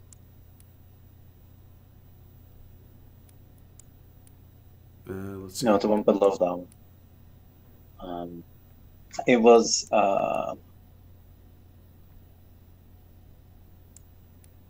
I know exactly where it lies. You know, in the middle of the desk, there's like a bin. Underneath that bin.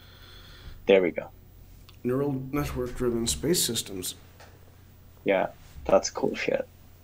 They did not have that in 1980. Well, she presumably... Well, they have been stuck here for a while. True. Let's see, what's this? Paper, I don't want you to leave. Dear Diary by Moody Blues. There are 2 little more notepads. That sounds like a hint almost. Immediately by that. Dear Diary by Moody Blues. There are 2 little notepads or tablets or something nearby where it was Dear Diary. I'm not talking about the big books. I'm talking about the smaller ones between the bowl and the books. Yeah, I'm looking at them and they don't scan. And they're not okay. They don't interact. Technical documentation for a food processing unit. Yeah, I guess they would need that. Especially when it's malfunctioning and they need it to eat. Let's see. Okay, so they were talking about an album. They were? Yeah. And there's one called Dear Diary. There's a Mozart collection. And this was Tchaikovsky. Where else have you seen? We could also lower the bed again and see if there were books on it. Yeah, let's do that.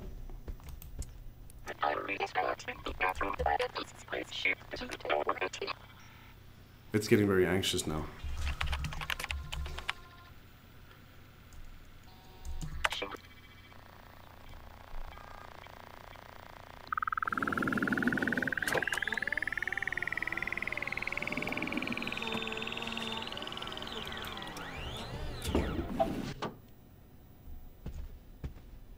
No.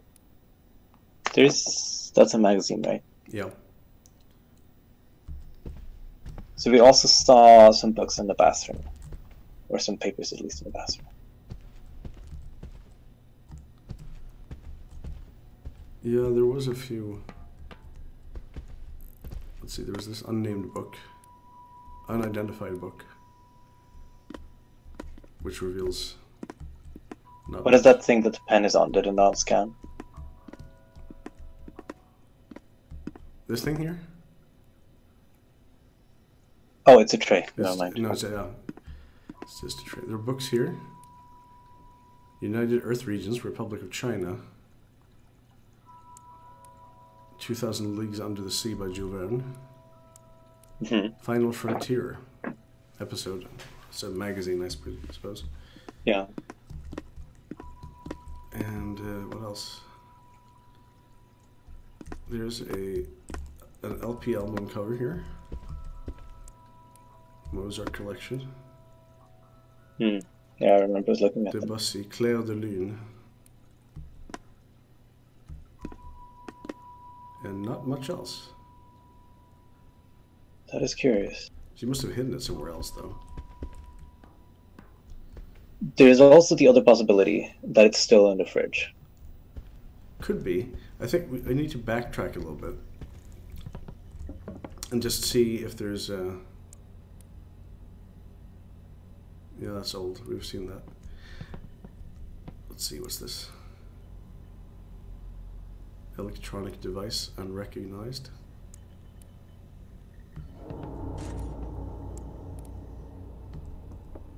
So you can see that this console has been tampered with somehow. He specifically said that this console in here had been tampered with. Yeah. I'm not really sure how, though. That was quite unclear. Doesn't look tampered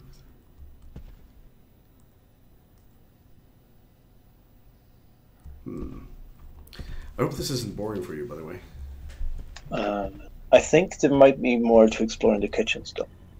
Yeah, let's go. Let's go back. Because I don't think we discovered much. The kitchen is the other way.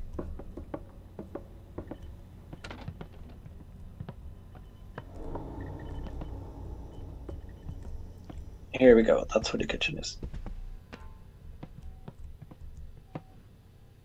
Let's have a good look at everything. Mustard.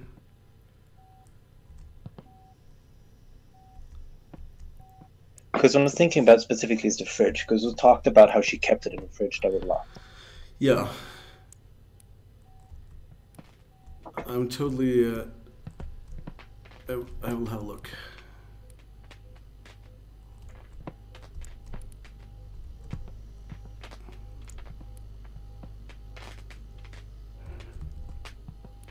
This is jammed. That is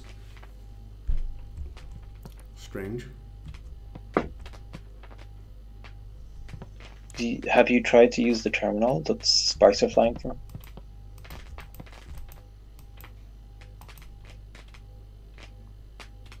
It's not letting me.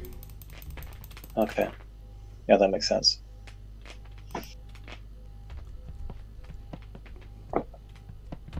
That makes sense.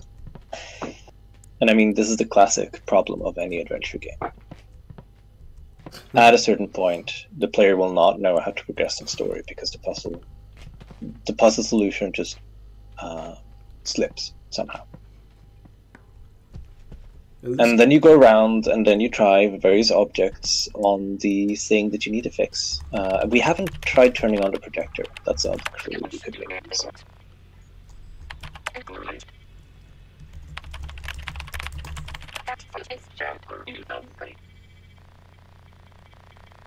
The door is locked. That's not the same thing as being jammed. No.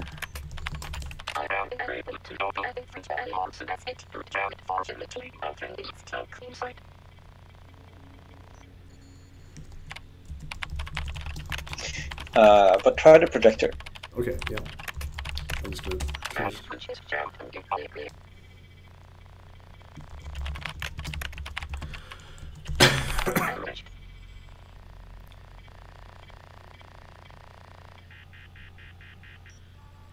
Oh, right, it's the movie we saw. Tom. It's a shame the vacuum cleaners don't work. What is that stack of papers underneath the table? In the middle of the room. These ones? Yeah. Neural network-driven space systems. Seems to be yeah. Same thing as before. Yeah. And there's a book, but it's printed, it's not. We'll try something just for the heck of it and see what happens.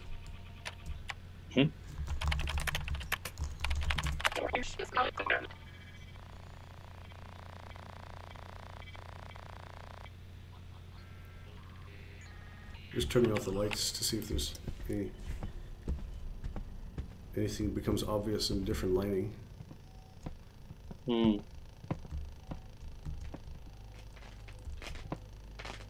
mean, it is lighting this terminal that's broken a lot, as though it wants us to do something. But I think there's nothing we can do. I agree. It may just be like, look, we have a cool thing. Have a look at it. It may just be that what we're supposed to learn in the kitchen is simply that, oh no, we can't actually go to the fridge. We wanted to, but it's not possible, so we're supposed to go to the bedroom. And then we're supposed to look in the bedroom and find it. But the only problem is we're not actually finding it. That is possible.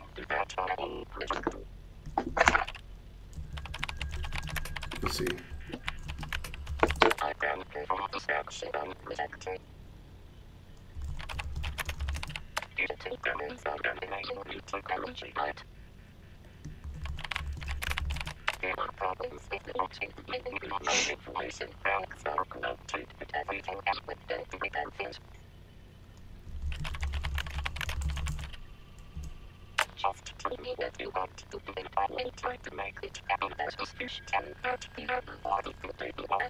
Huh, let's see.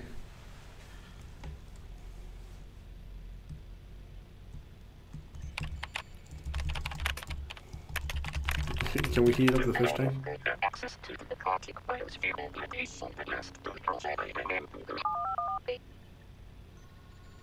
Okay. 370 per 15 Kelvin, that's quite a lot.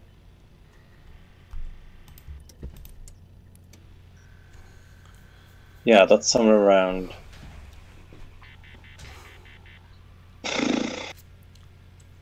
Yeah, that's something like 34 degrees or something.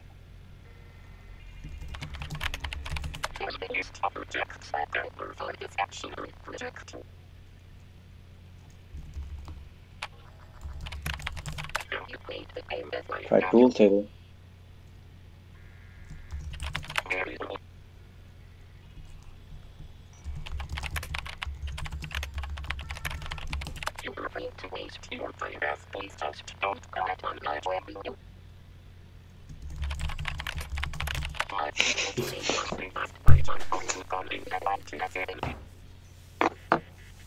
That feels like a reference to something. Yeah, that is one was criminalized from 1970.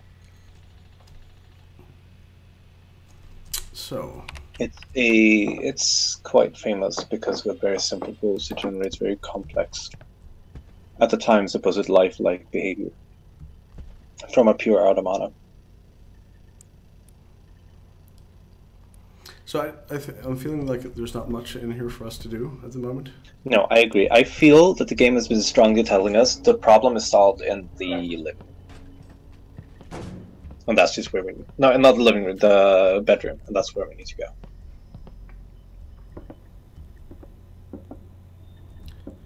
Is there any doors we haven't missed, though? I just want to see. No, that's the bridge. We can't go there. Yeah. This is the lobby. There's nothing in here. I don't think we have missed something because it very strongly told us you need to go to the bedroom, you need to go to the bedroom, you need to go to the bedroom, you need to go to the bedroom. So I think the game is trying to hint at us that it is in fact in the bedroom. This is the kitchen. Yeah, let's go back to the bedroom. So we carefully studied the desk. Yeah. It didn't appear to be there.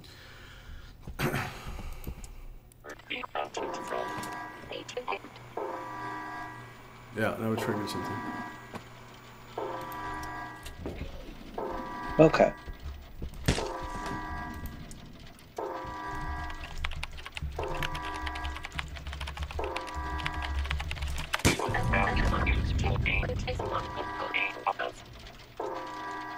Oh. That is indeed bad. Aha.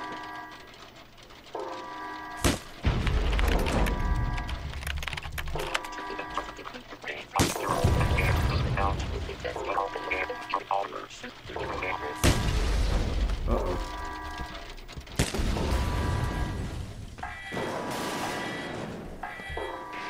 This is bad. Okay. We got sucked into space.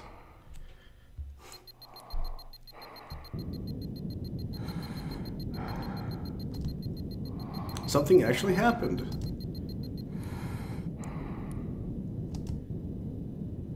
That's interesting. Yeah.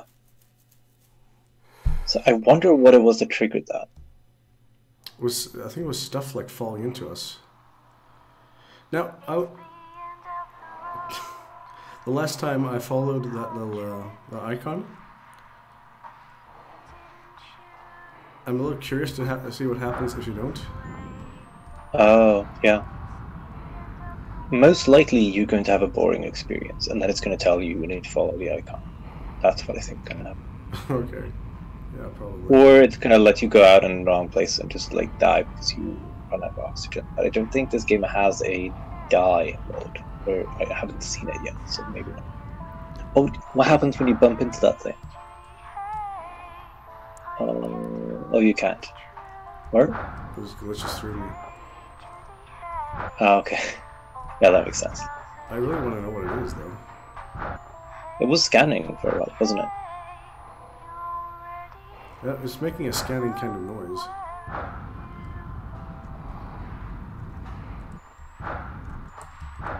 What's this now? Helix probe antenna terminal severely damaged. We've got some time. Let's have a look around. Yeah. Can't hurt. No, but this is kind of nice. The game is actually rewarding you for exploring a little bit. That's nice. Oh my god. No, I thought it was like, it looked like there was like a magnetic boot stuck to the side of the ship, but it wasn't. Ooh. It's not a very big ship. No. I mean, as far as spaceships go, this is big, though. Nautilus. Right? Yeah, yeah. I mean, sure. Compared to the ISS, you know. So I'll see how to look at this ship.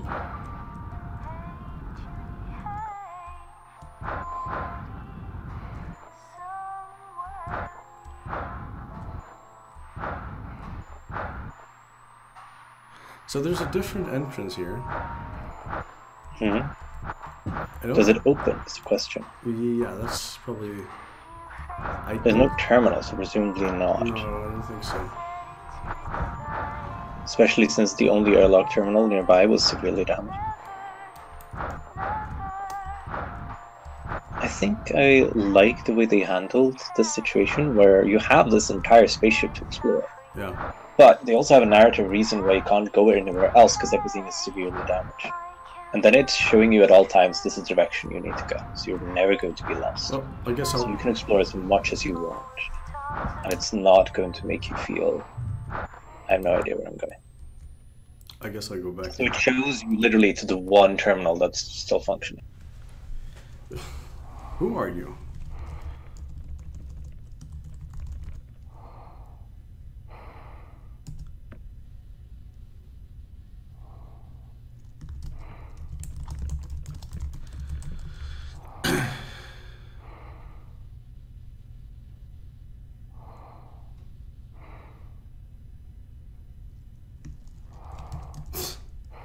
I told you about this before, I think. Yeah, yeah.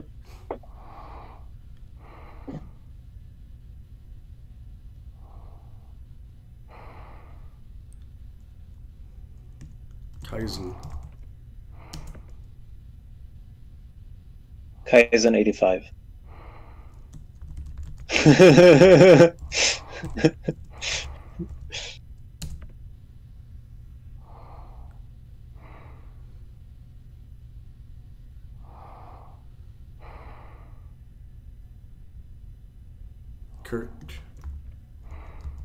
Kurt, yeah.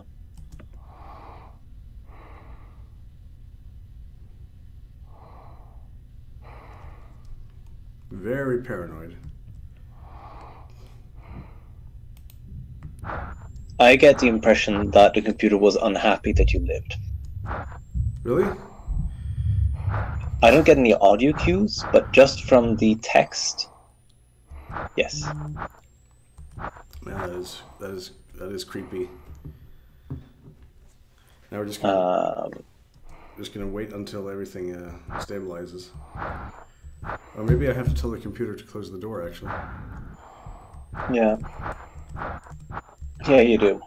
Of course you do. Cycle airlock.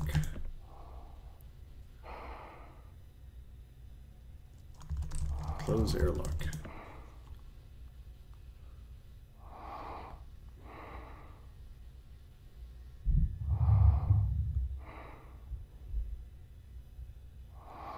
It almost feels like, yeah, maybe they did this on purpose somehow. Like the debris and being sucked out of space. Yeah, like flying into the trajectory of the debris. Yeah. Something like that.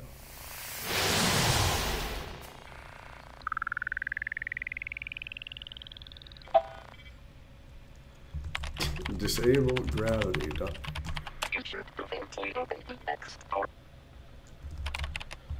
Okay.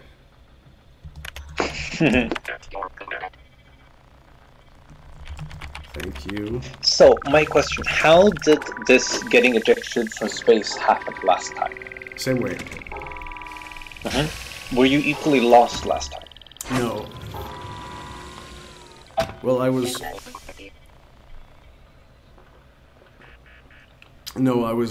lost at all, really, but I didn't explore, I felt more panic. No, I'm thinking the moments leading up to being ejected. Oh, yeah. Because that's the part that really interested me, just because we ended up being lost. So what happened there in the game that gave us the... Like, it's not the game designer's intentions for us to ever feel lost in this game. Well, maybe in some ways, but not frustrated, I have to find where is that fracking diary. So when you first got stuck out into space, did you simply go to that room, dig around a little bit, and then chucked you out into space? Or what happened? Like, I'm trying to understand what is the trigger for, now we're triggering the event, we close down the door, set the alarm, and you're chucked out into space. Yeah. No, it was sort of we went around to a few more rooms this time, but otherwise it was pretty similar. Could you... I guess it's a little hard to be specific, but was there anything we looked at, any place we went to, anything like that that was specific, any information we did, any action we took? We did I raised the bed, I went to the bathroom and looked around. I went about and looked for, I think I went to the rec room the same way we did now. And then I came back and I talked to the computer again. And it told me that I should look at the desk because that was the most obvious place for it. And I did. And I couldn't find it, so I went back and talked to it, and it was like getting almost annoyed at me, and then things started happening. Okay, so that sequence seems to be what it's going for, and we ended up there eventually, I think. It's just when we were playing this time, we didn't go back to the computer to talk to it as much. So we'd probably need to talk to that computer 3 times, and then it was going to chuck us out.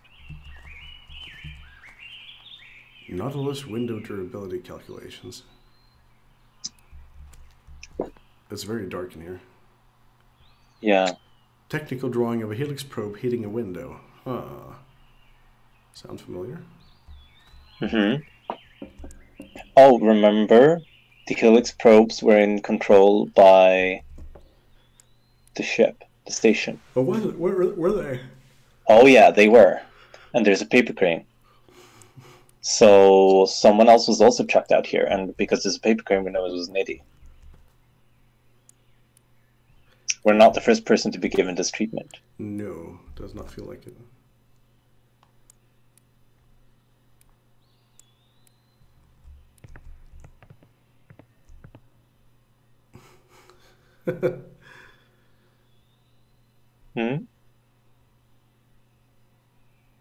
Is that a Roomba just running around? Yeah. Vroom.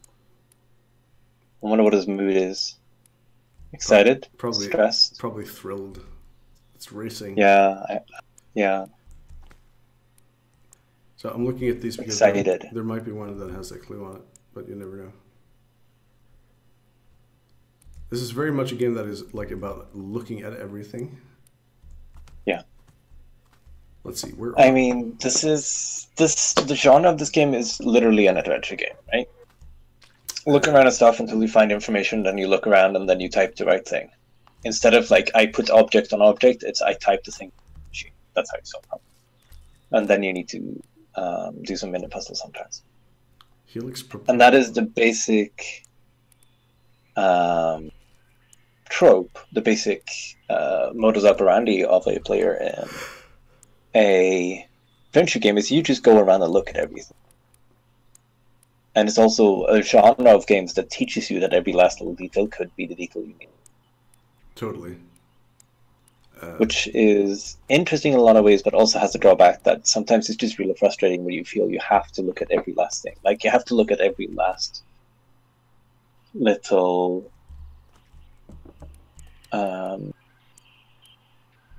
you feel like you have to look at every last little origami bird. Yeah, you probably don't Even have though to. there's probably not going to be a clue, but you feel like you have to, because you've been taught that clues are that subtle.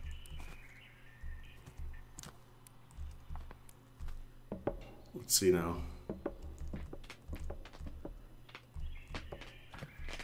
Oh, this is a horrible room. There's a toolbox in here.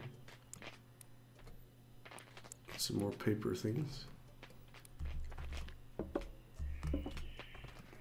Very poor lighting. Yeah, flickering and flashing.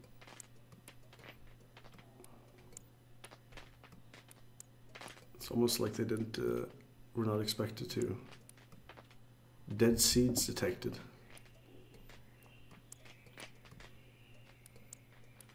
Oh, so this was like a... Arboretum of some form. Yeah. Or arboretum. And this was... It feels like there could have been birds here once. Yeah.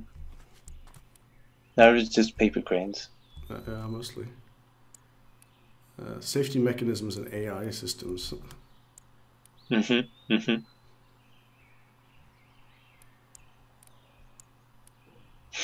Okay. Yeah. I need to get a move on. Let's see. There was a... Where did we come from? Well, it wasn't here, probably. Or maybe it was. Because there was a terminal over here. Yeah, there's a terminal. I would expect we should open D12 as opposed to D11. Because we've always started from the lower numbers and moved on to the higher numbers. I think. Let's go ahead and do that.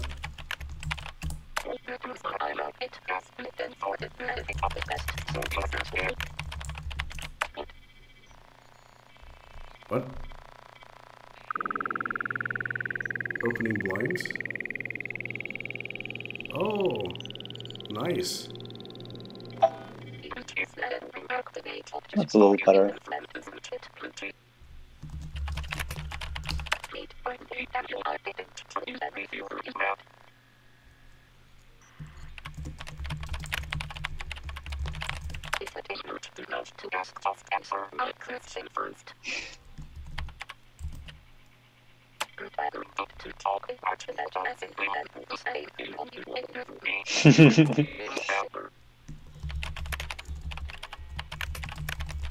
Okay. This isn't casual trash talking. Yeah.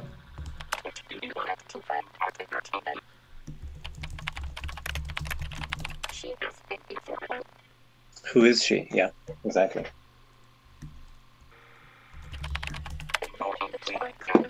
Is she still here?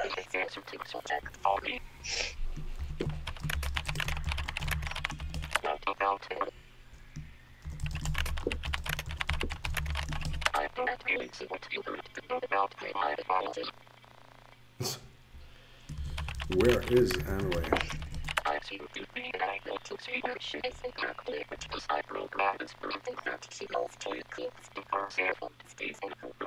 Oh, so there might be somebody else here. Possibly. Why is Anway... Or she's dead. In her room.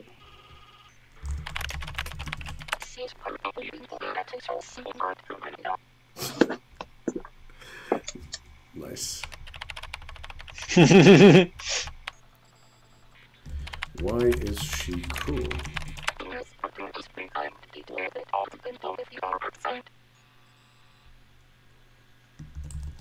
Yeah. Now it's telling us to go to D2. D12.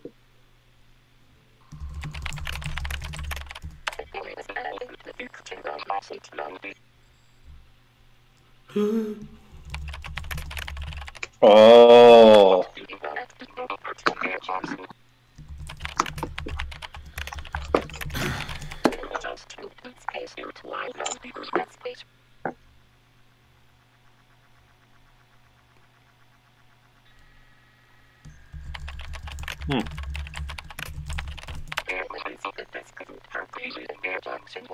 She changed the password by the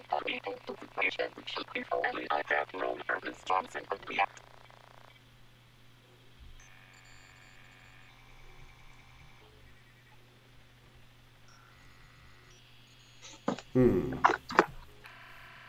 Things are getting interesting now. Mm-hmm. I'm just gonna read the log.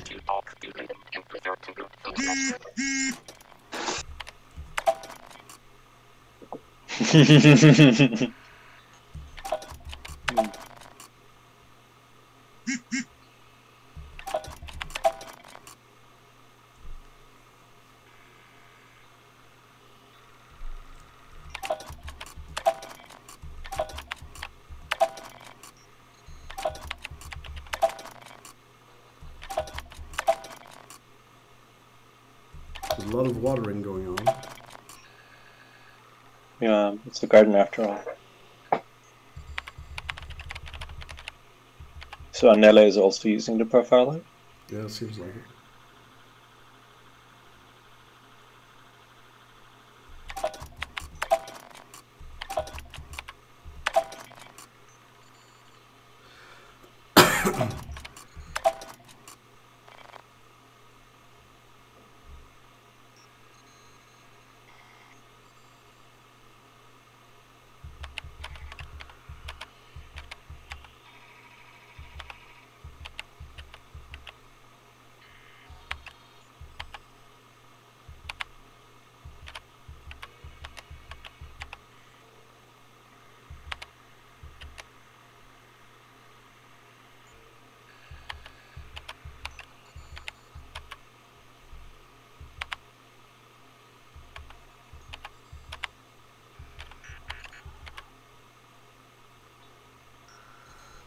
Oh, okay.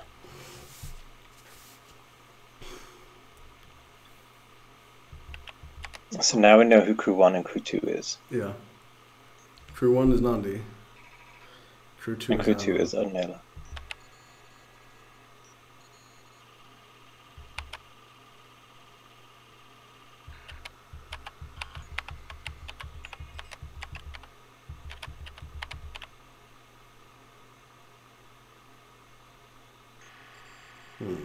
Okay.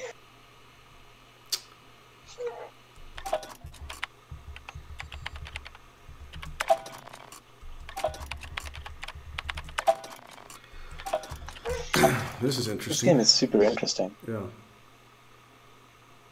User erased now.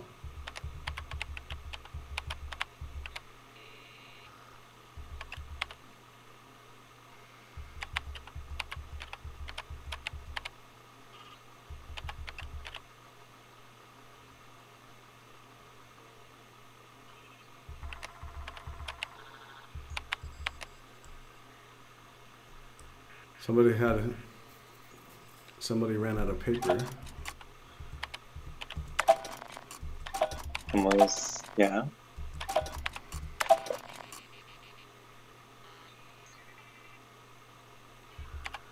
Oh, here's something to memorize. B2, E3, F3.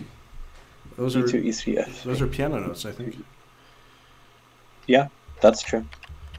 But you can't play from different octaves. You only had one octave at the piano, right? I'm not sure. We'll see.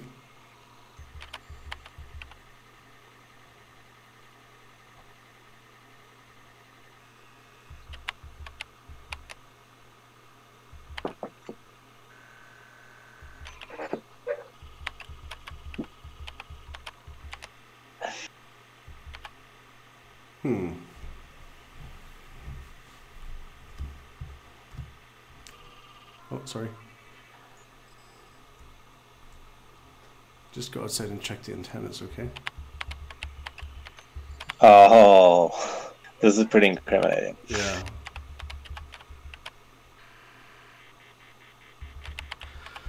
$90.90. Yeah.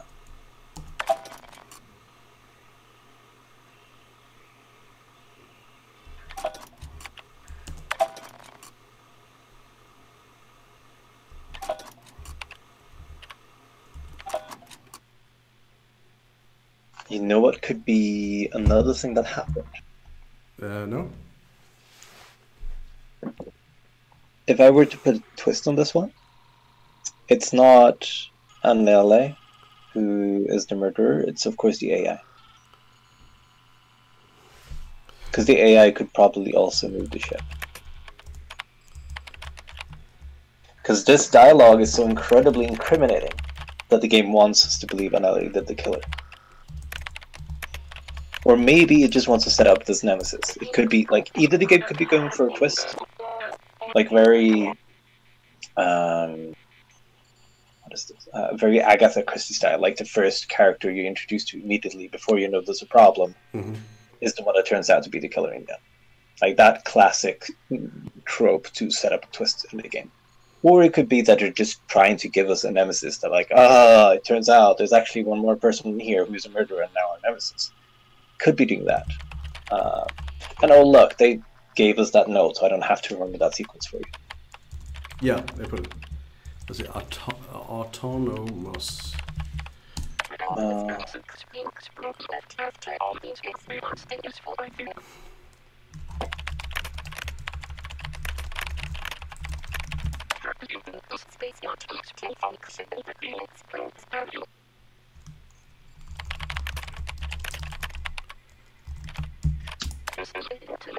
Spacecraft.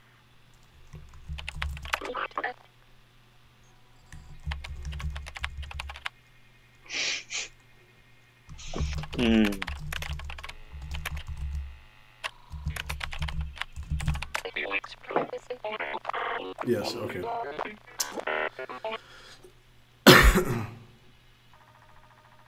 Semi-autonomous drop. Are you going to tell me more than that?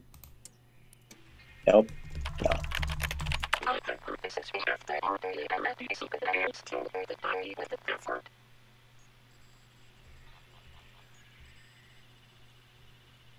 Okay.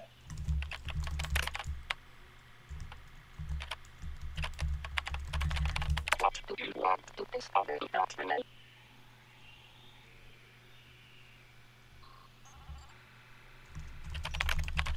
I don't quite get what you want to know about my missing from me.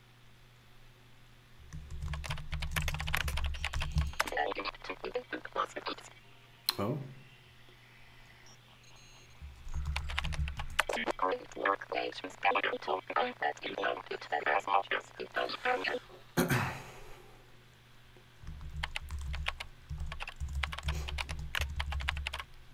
This isn't.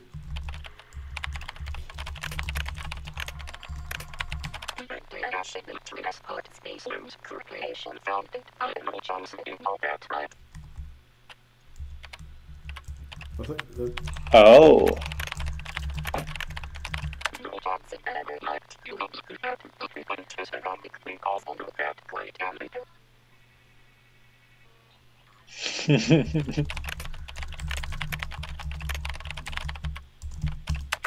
And that's how some reconsumed ideas and articles of influenced in the world. Okay. That's not what we asked about, but sure.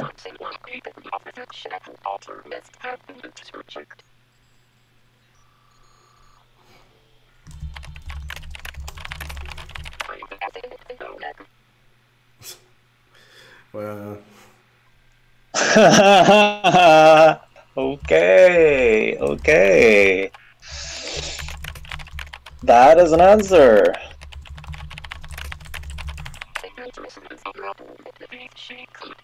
The shadow of death.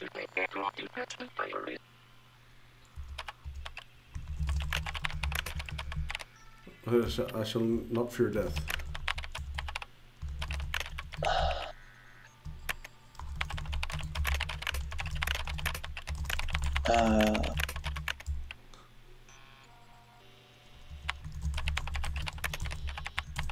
Yeah, it's something like that. I don't remember the exact details, and it all depends on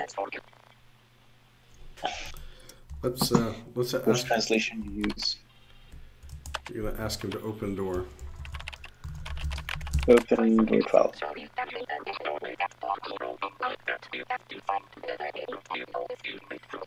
Oh, you got, really? Oh, it's one of these. One of these eye scanner thingies. No red, no match. Hmm. You need a picture. I do. And I can't get one like we did last time because we don't have a. Well, maybe hers will work again. Maybe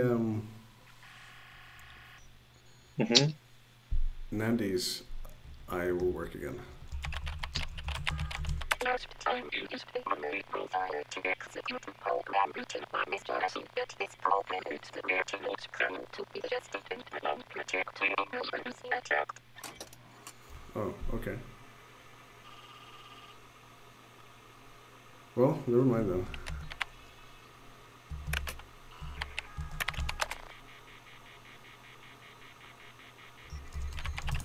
So that probably won't work. Yeah, that's not a memory address.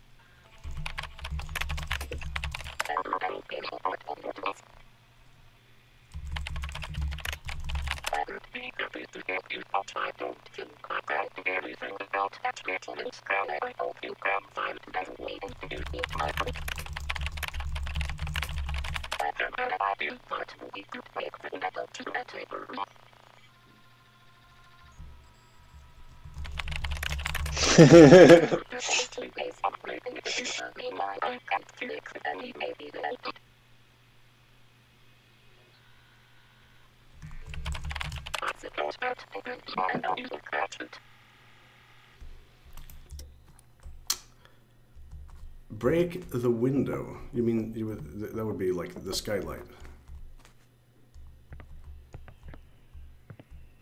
Well, now it's light in here, so we can have another look around. Might actually see things more clearly.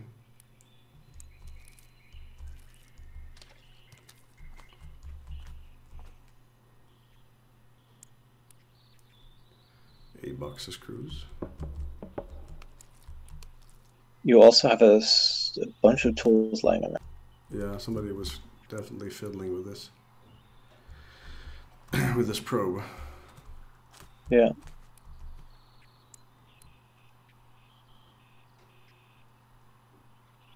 There's nothing really useful in there, as far as I can see.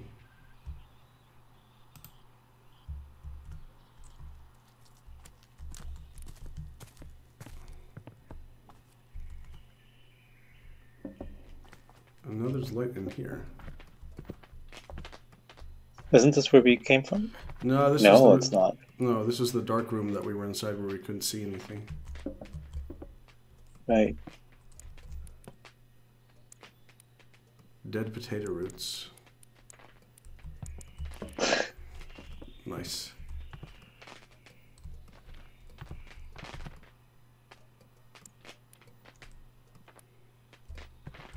Well, not a lot to go on in here.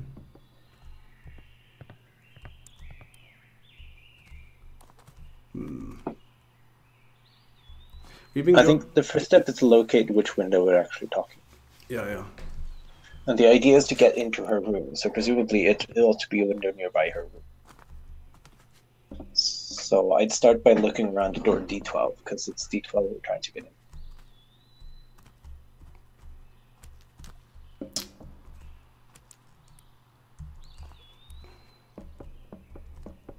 Well, she did write down that she was like doing calculations on having a helix probe hit a window. That is true.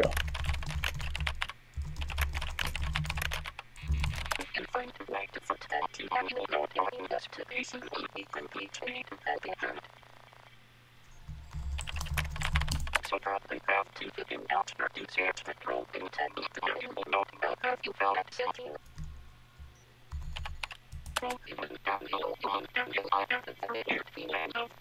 This conversation probably happened at this later on.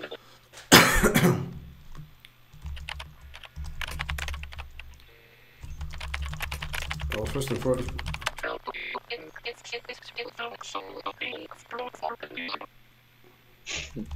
Yeah.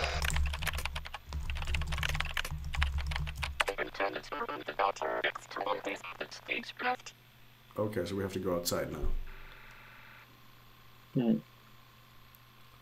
It appears that way. We've been playing for I'm gonna keep playing a while longer.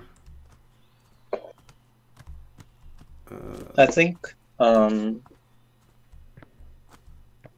can keep doing this for a little while more, but not a lot. Yeah.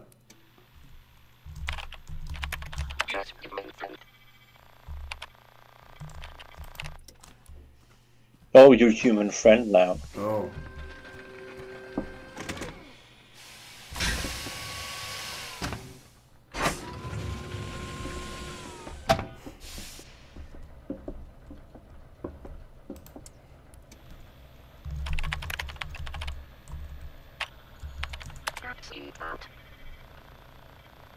Sweetheart, is it now?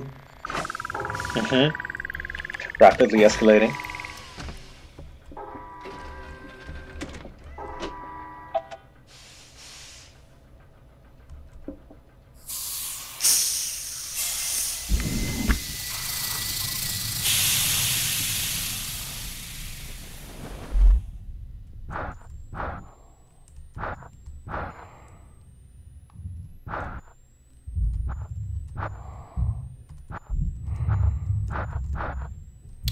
Okay, so we gotta find us some. Oh, they have carefully and helpfully placed out markers for us. Yeah, that makes sense when you have a space that's this big.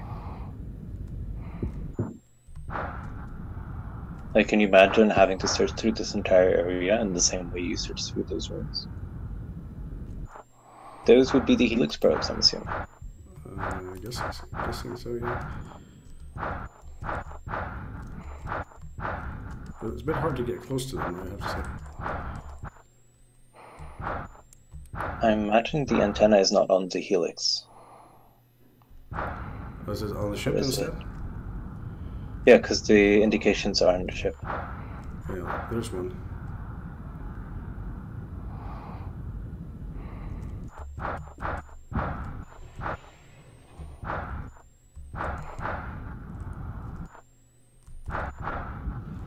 I think, in fact, it's underneath where you are. Yeah, let's go down.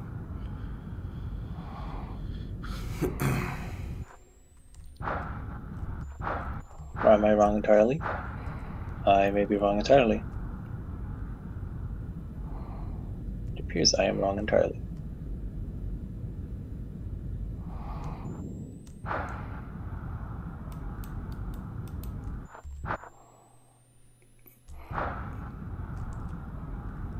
It did say on the ship exterior, right? So. Yep. The ship has a complicated exterior.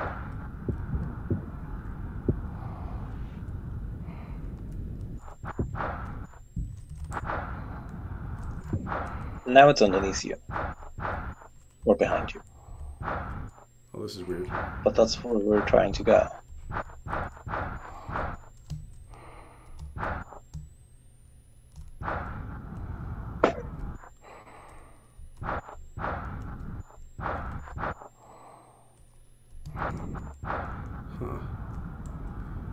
This is not being very clear.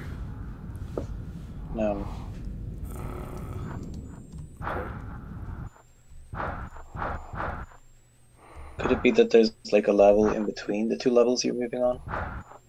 That it's on? Could be. Hang on, there's something up here.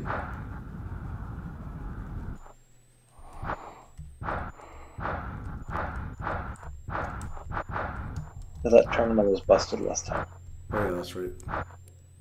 But we can still check what it is. Oh, it is the helix probe terminal.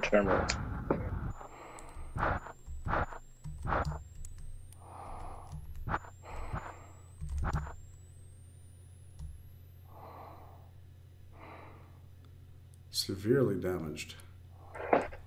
Well.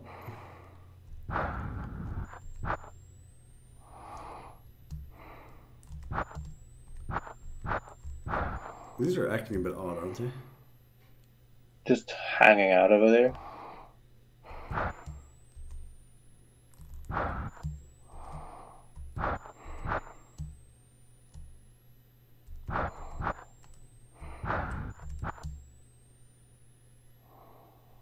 Yeah. This is really weird.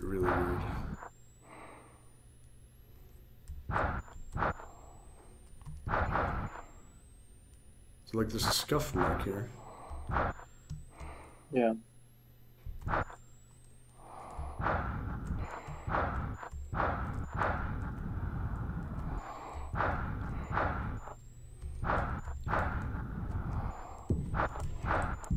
So see, I think it's like, I think right now you're on this, you were on the right level, and it's right at, okay, should be right ahead of you somewhere in the darkness. Feels. I'm gonna see if I can raise the lightness maybe a little bit. It's kind of hard to see. Yeah, you can't raise the brightness. Don't know if that did much. Because I can't see anything on my end. Right here.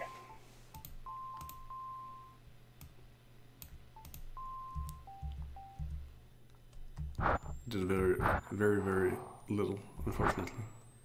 Yeah. Okay, this is kind of weird. It's like it appears to be at this altitude on the other side of the ship. Yeah, well, let's go over to the other side then and see if we can find anything. Like just straight over on the other side. Yeah.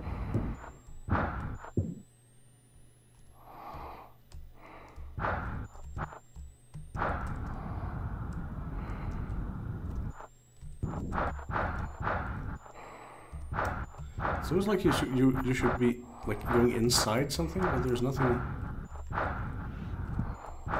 There's no way to do that. Oh. Then maybe it isn't really marking where we're supposed to go. On the outside of the ship is something already dead. Oh wait, was that a space to go in? Maybe. No, I can't go in there. Okay. Maybe we just need to go back inside and talk to the computer again to tell it that the terminal was really done.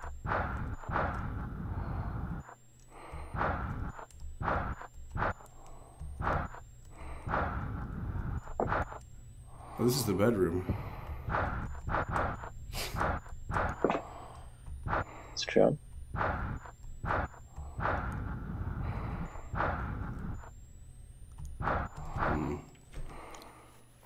Yeah, I guess so.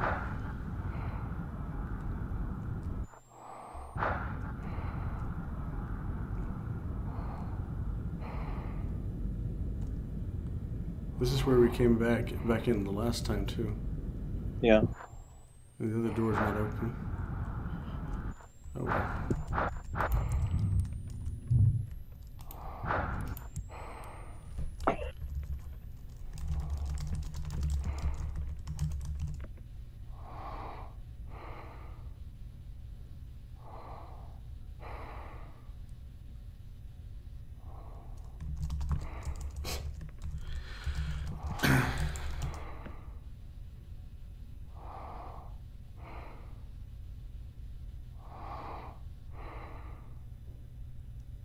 Okay. Okay. So something we're supposed to know from the log. Right. Okay, you still need to open the door. Did you check the log on that machine, by the way? On this one? Yeah. Not sure. We can do so now.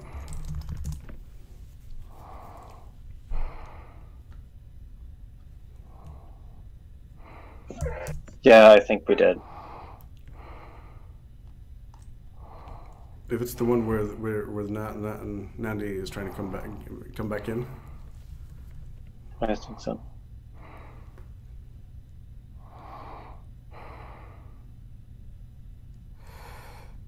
Oh, I need to go inside. My oxygen's running out.